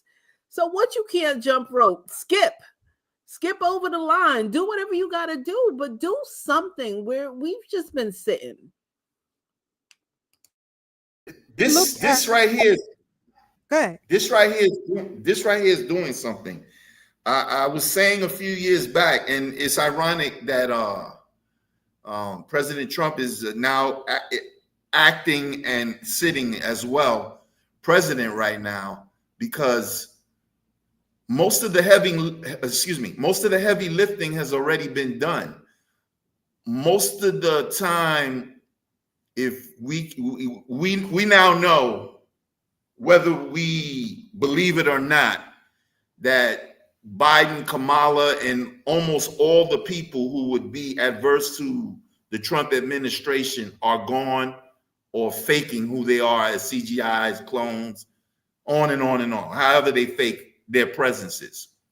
So now we're in the mop-up process where it's like, okay, we just gonna mop, we're gonna put everything back where it belongs, and then we're gonna shut the lights off and lock the doors. So that's where we're at right now. You cannot ride on George Soros because I'm sure within a mile area of his house, it's heavily guarded and protected. And if a car come in that area that ain't supposed to be there, police gonna be all over you.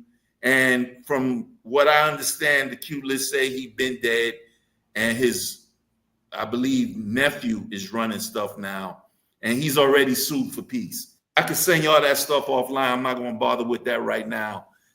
This is intel. I don't have any direct knowledge of it to say it's true or not, but I've been seeing that story for 4 or 5 years now. So the heavy lifting, allegedly, right? Pretty much. I can send the reference. You guys say allegedly. Right. Okay. Yeah, I heard you. You're right.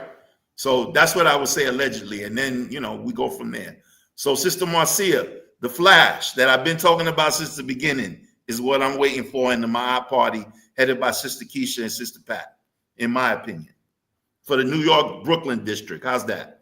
Maybe Jamaica Queens as well, and Richmond Park and Richmond Hill, whatever. Well, Brother Black, I'm going to be very excited when this flash party happens, but in the meantime, I want us to work and do our due diligence, because when the flash happens, I want those people to be like, yo, they never stopped. They never stopped. I don't want to be part of a crew that's just sitting here. No, we're doing it right now. This is part of the process. Okay. And then whatever you do offline, out of here, not in front of the cameras. So I agree with you on that. I'm not disagreeing. Okay, family. So want to tap in because every week I'm going to try to give you some history on this party, because we got to be more astute in how we articulate our particular perspectives, and you got to hit them with historical facts. So let's look at the third president, right? President James Polk. He's the president that invaded Mexico and advocated for pro-slavery movement. He owned slaves himself. The fourth president, Franklin Pierce, who said the abolitionist movement was a threat to American life. He signed the Kansas-Nebraska Act, and y'all need to read into that. In 1854, which repealed the ban of slavery in Western territories. He aggressively enforced the Fugitive Slave Act. This single occurrence caused a single revival of the abolitionists, Democrat, Whigs, and Free Soilers united to form the Republican Party. The fifth president, James Buchanan, who campaigned hard on the Dred Scott decision. He overturned the doctrine of once free, always free. He also declared a war on Mormonism. He blamed the abolitionists for the Civil War. He started what is called Bloody Kansas, which was the start of the Civil War. 3 distinct political groups occupied Kansas: pro-slavery, free staters, and the abolitionists. Violence broke out immediately between these opposing factions and continued until 1861, when Kansas entered the Union as a free state on January 29th. This era became forever known as Bleeding Kansas. Now, I want y'all to read up on these things, okay? So when you come back next week, you'll be well prepared about what we're going to discuss. The sixth president, who we mentioned, well, I didn't on this platform, on another platform, but the sixth president, these are all Democrats. The sixth president, Andrew Johnson, was adamant against the Freedmen's Bureau.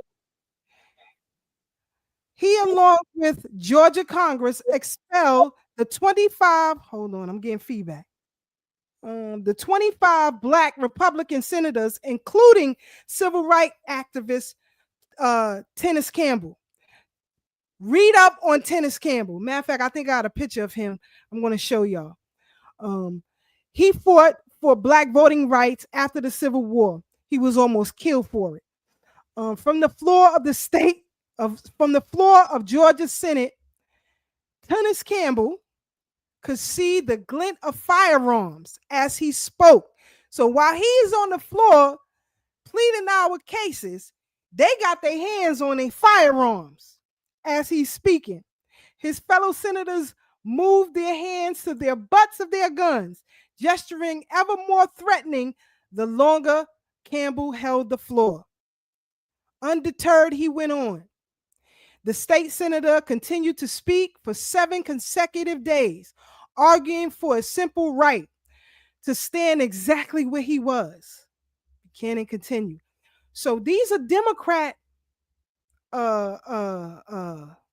presidents, y'all. These are Democrats. He declared that this country is for white men. And by God, as long as I am president, he said, it shall be government for white men. This is a picture of Tennis Campbell. He was an activist during that time. And he wrote a book, Head Waiters and Housekeepers Guide. Now, a book that I think you all should get, and I'm give you the name of that book in a minute, that'll give you more detailed information on these presidents that I just read about. But let's go back to Lyndon Johnson, because, you know, this is when Black people made the switch, allegedly. This is what Lyndon Baines Johnson said. He said, these Negroes are getting pretty uppity these days, and that's a problem for us, since they've got something now they never had before, the political pull to back up their uppityness. Now we've got to do something about this. We got to give them a little something, just enough to quiet them down, not enough to make a difference. For if we don't move at all, then their allies will line up against us, and there'll be no way out of stopping them. We'll lose the filibuster, and there'll be no way to putting the brakes on all sorts of wild legislation. It'll be Reconstruction all over again. Now, this came from Lyndon Johnson. This is just part of the quote. He said, you can't let them niggas, this is his exact word, you can't let them niggas think they have anything, right? He said, after we give them the Civil Rights Act, we'll have them niggas voting Democrat for the next 100 years. That's what he said. 300. Is it 300 years, he said? He said 100 years. Stop playing with me, Black. But again, this is Lyndon Baines Johnson. And the book, let me hold on. I'm gonna get the name of the book, because I got it on audio book. It's about a 45-minute listen, because it's a very thin, short book. It's cheap, but the audio book, I think, is $2.65. The actual paperback, I believe you can get it on Amazon for like $7. But the title of the book is called The True and Detailed History of the Democratic Party, written by Robert Zerfing. The True and Detailed History of the Democratic Party by Robert R. Zerfing. Definitely take a listen. You'll be done in like 45 minutes. It's very, very short. But when you hear the quotes that he gives you from all of these Democrat presidents, it's crazy. It's crazy, but you still voting Democrat. Now, speaking of the economy, right? Now President Trump has to deal with the Fed, but who's on the Fed? Who's Jerome Powell? Who's Philip Jefferson? Lisa Cook, Philip Jefferson, and Raphael Bostic, all appointed by Biden. I keep telling, and people wonder why, you know, the cost of living is so high. I keep telling y'all, the more these folks you put in office, the worse our conditions is. You don't have to believe me. I just go by the history, period. So you should know who the Federal Open Market Committee is. You should know that. I keep telling y'all, follow Barron's on Instagram, because they talk about the Fed all the time. So you want to be abreast of what's happening. Go ahead, brother. Go ahead.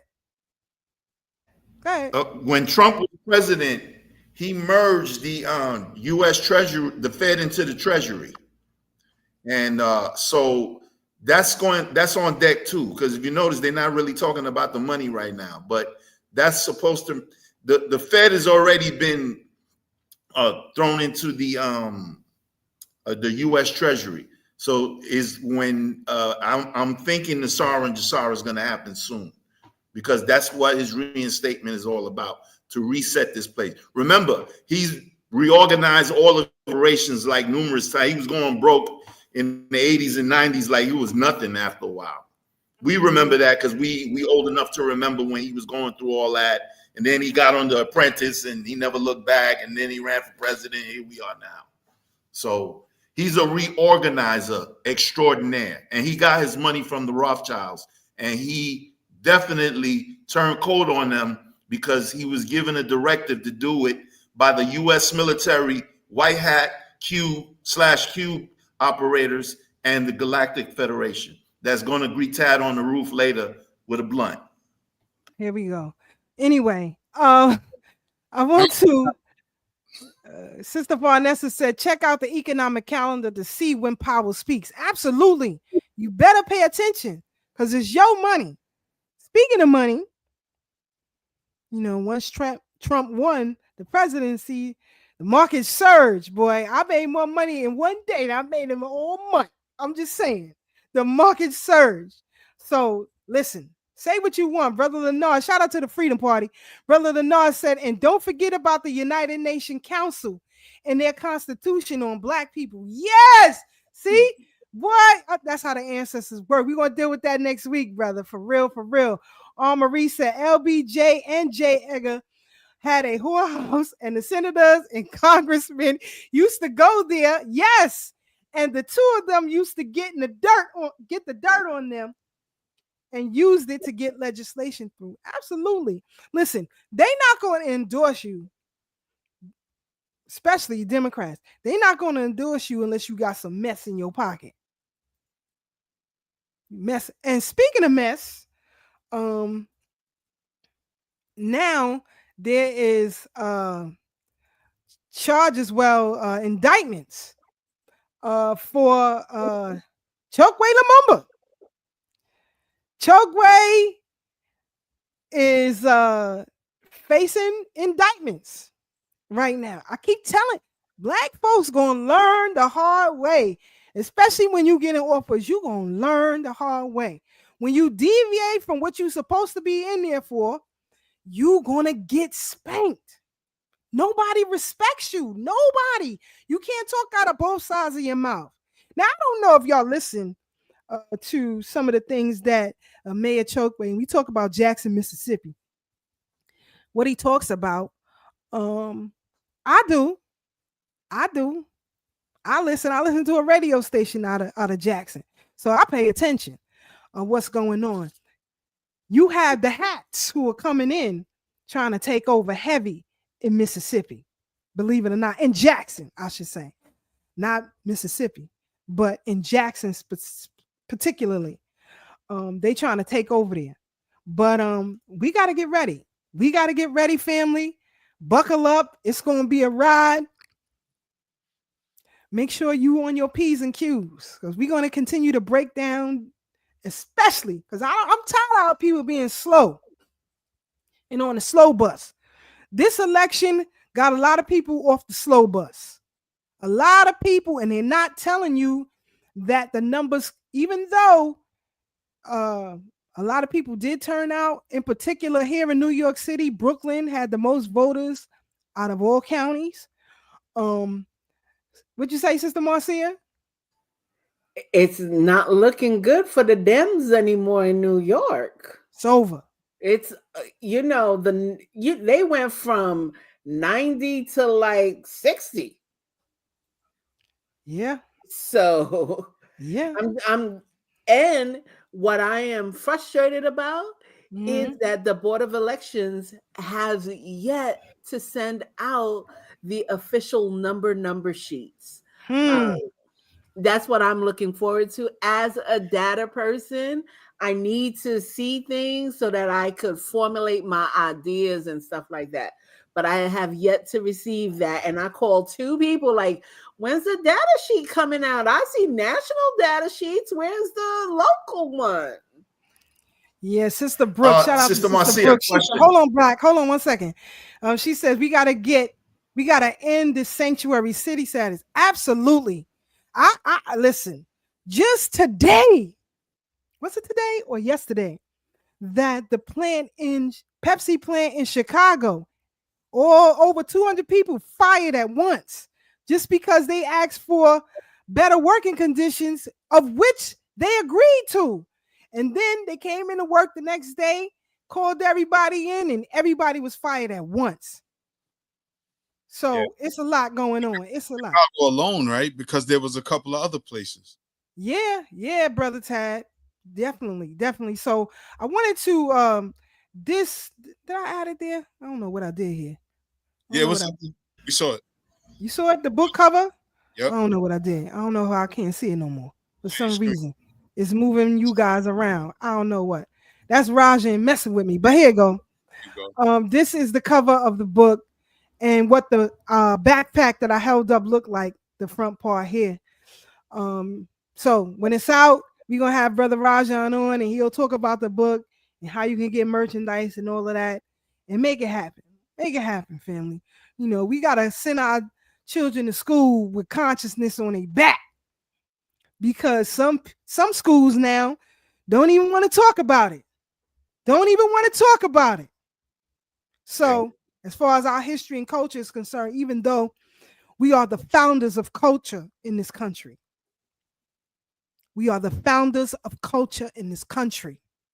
whatever music genre you listen to, we created it. We taught you how to cook. We taught you how to develop your cities because you was too lazy to do it. But you want to kick back. And then that's another thing about these damn Democrats. They care so much about black people. Want y'all to come. Y'all been coming out for years and years and years and holding up this party. And we can't get one damn thing. Y'all should be embarrassed and ashamed of your goddamn selves. Tonight when we log on, repent. Ask your creator for forgiveness for what you have done. We need a day of atonement, sis. Whatever. They better do something. But we've come to the end of our program, family. We got to get up out of here. Brother Black, your final thoughts and comments.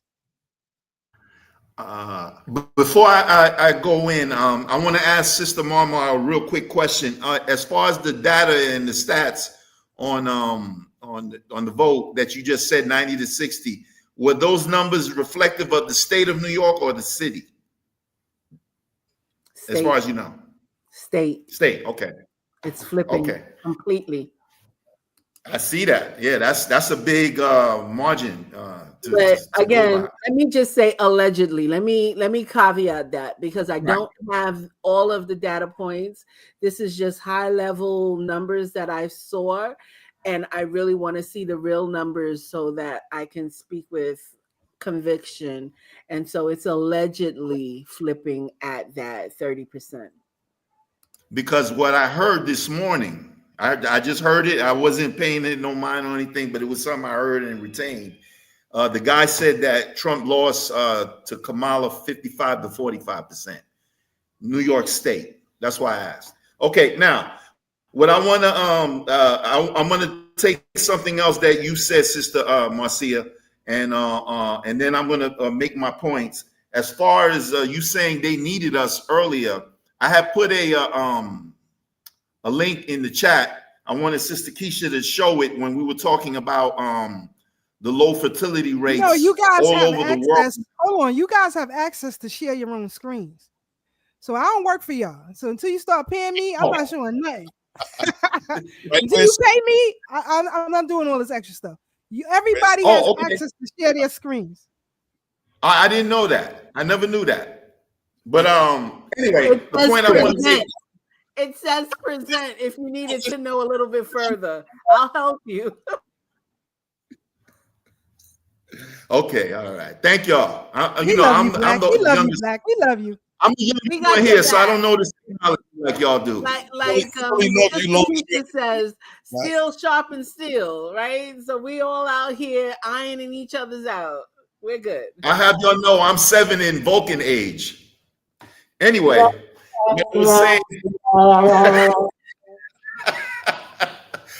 Tad, I got to get at least 2 of those a week. That's only the first one, and we late in the show. Black, I said we only love you when you're in this dimension. When you're in the 60s, you're on your own, bro. Nanu. Hey, but real talk, something that Sister Marcia said, and I don't think you meant it the way I'm going to present it, but I'm going to present it this way. You said earlier that they need us, and they do. The world is going to need, especially black men. And it's not a knock on the sisters, but when I make my point, you'll see where I'm coming from. Historically, men have gone the world and impregnated the women they encounter wherever they went.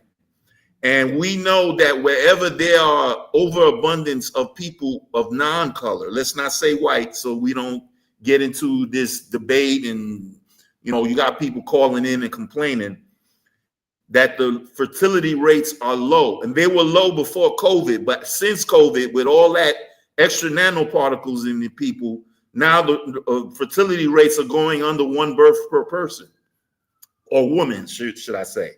So, and that's a result of the nanoparticles from CD19. So this is all set up, I believe, to get to the point now where where every other website on YouTube now is focusing on the problem between black men and black women, for us to go mate with other women outside of our own natural women, our mates. And that's a very important thing right now. The link that I was talking about before I was so rudely interrupted was a link that's saying that in Russia, it is now illegal to even talk about not having children. So if Sister Keisha want to show it or just show the headline, that's up to her. You, no, we going home. What's that, sis? No, we going home. And Okay, I don't work for you. Okay, so in many different, He got you're gonna have to show me how to mute y'all too when I'm. Go ahead, brother. Go ahead. No, but real talk. All I'm saying is in more ways than one, they're going to need us, and I believe that this election, which was Trump wasn't going to lose this election because, like I told you, this is all Q always said, enjoy the show. This has been a show. And either you've been a participant or a spectator, one or the other. And like you said a little while, Sister Mama, we are participating in our liberation, knowing how to read the future by looking at the past and the present and then predicting, making. Why are you shaking your head at me like that? You don't like that name? My mother named me Marcia. I allow Marcia, but I am Marcia. Okay. But anyway, but real talk. So I'm going to pass the mic in a second. I just wanted to get that out there. Just keep your head on the swivel and just continue doing what you're doing. Forget about these Trump deranged syndrome people. They gonna go crazy. If Kamala would have won, with Trump supporters have been crying and lashing out like these idiots is doing online and so on and so forth. Some of these people could be on a casting couch, trying out for a play or something for all we know. This is just theatrics. It's stupid, and it don't pay no attention to stuff like that. Love and respect each other. I love y'all. I know y'all love me. I feel it through the internet vibes and so on and so forth. And when I come back to New York, I'm definitely going to get up with all of us. We're going to sit down and really break bread and have a great time while we're doing that. So peace, love. See you on the bridge next week. One love. One love, Brother Black. Sister Marcia.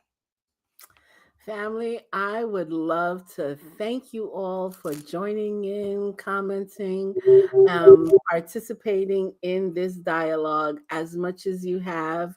Share, like, and continue to comment. Let's share let's send Mama Ingrid our love and light, because the struggles of a mother who loses a child through whatever method is unfair and unjust. So she deserves our support. So let's continue to support her. Let's continue to really fight for our children. Brother Tad, I'm so happy that your daughter really set positions in place for her daughter, your granddaughter. And, let's create an environment for your granddaughter to know that she has her armor, that None of these things that these people are teaching me, because I'm in school 9 hours a day. They have me hostage. They just like little workers. So we need to create armors for our children so that they know who they are, whose they are, and where they're going in their Blackness in entirety. So, brothers and sisters, this was a great show. I love you all. I want us to continue to learn and really get the knowledge that we need. Don't fall for the Trump propaganda. They sitting there showing you videos that happened 9 years ago. Don't fall for it. I was like, yo, that's not right. So really, really, all these videos that are just popping up, they're all, psyops. They fall in that Brother Black range. So don't fall for a lot of stuff that you're seeing right now. Take time, breathe, work out, do some Brother Tad workouts, do something, but don't fall for the gimmick. Stay true, stay Black, make time flourish, or make time flourish. We got to fight out here, Brother Tad. I just want to thank everybody for tuning in. Echo this Sister Marcia's sentiment. Please don't fall for the propaganda. We got to realize how impactful this has been to not just us as a community, but to the country, and the effects it has on our children. Trump derangement syndrome is real. It has our young people not even understanding politics and policies, just fueled and fired their emotions that they would even argue with their friends about things that they barely even understand. But it's the example that us as adults are setting for our young people. I can imagine that young people are fighting over this election, and I promise you, some of them probably, I guarantee you, most of them probably didn't vote. 15, 16, 17-year-olds, just arguing over what the propaganda machine has dictated as proper etiquette in a quote-unquote polite society. We literally seen adults throw tantrums like children, and this is not cool. I'm glad things are resetting where we're identifying the mental illness that has been normalized in our society. And those of us that are sane have to get back on track and do our due diligence and work together in the effort just to bring things back to the nuclear family structure. Father, mother, children. That's it. There's not more than two genders. Let's be clear. Hermaphrodites is an anomaly. It's a scientific thing. However, people know who they are inside those bodies, and it's up for them to decide if they're a hermaphrodite. All that other stuff. And I don't even, is that a bad word now? Is that politically correct? Follow me, YouTube, if it is. I don't know. I don't think so. And it was something that they did with the orange flower. I'm gonna close out my joint because we over time. Brother Black. Hey, gender fluid, Tad. Yeah, Sister Keisha, I'm gonna cash app you $40 to mute both day mics. All right, you're gonna work for me for the last few seconds. But again, family, in all sincerity, we definitely want to thank everybody for tuning in tonight. We want to thank our usual suspects, and we want to thank those who are new to our channel and our platform. If you're watching this on the playback, please like, subscribe, and share. For those who are on the live after we go off, please leave a comment that help move us up in the algorithm so more people can get this information.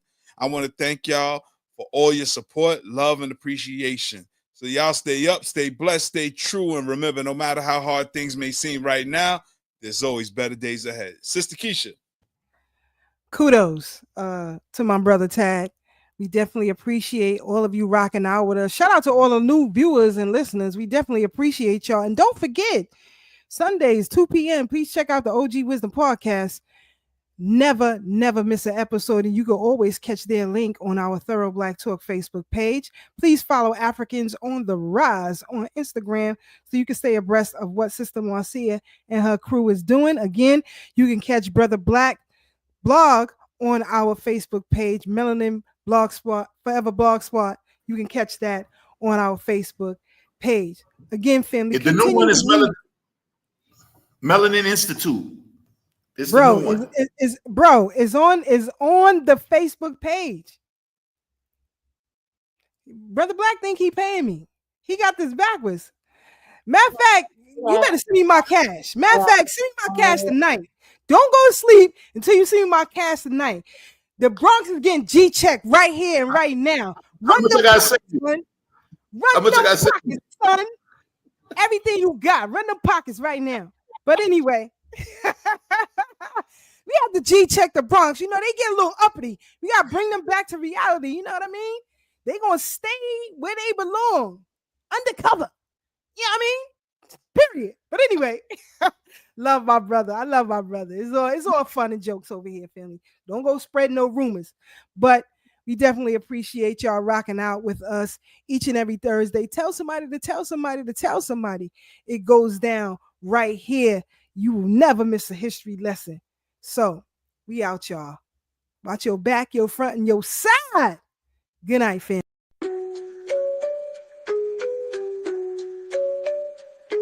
On the Brooklyn Bridge tonight, voices strong, knowledge tight.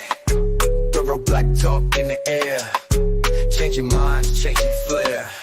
From brother Tad to sister K, warriors got things to say. Sister Marcy brings the heat, brother Blacksmith keeps the beat. Revolutionary waves, they fly underneath the open sky.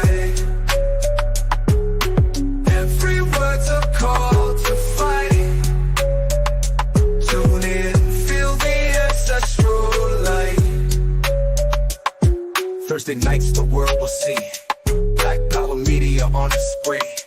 Facebook, YouTube all aligned, breaking free from every bind. Social talk and politics, every voice breaks through the matrix. Commentary raw and true, for the many, not the few. Revolutionary waves, they fly underneath the open sky.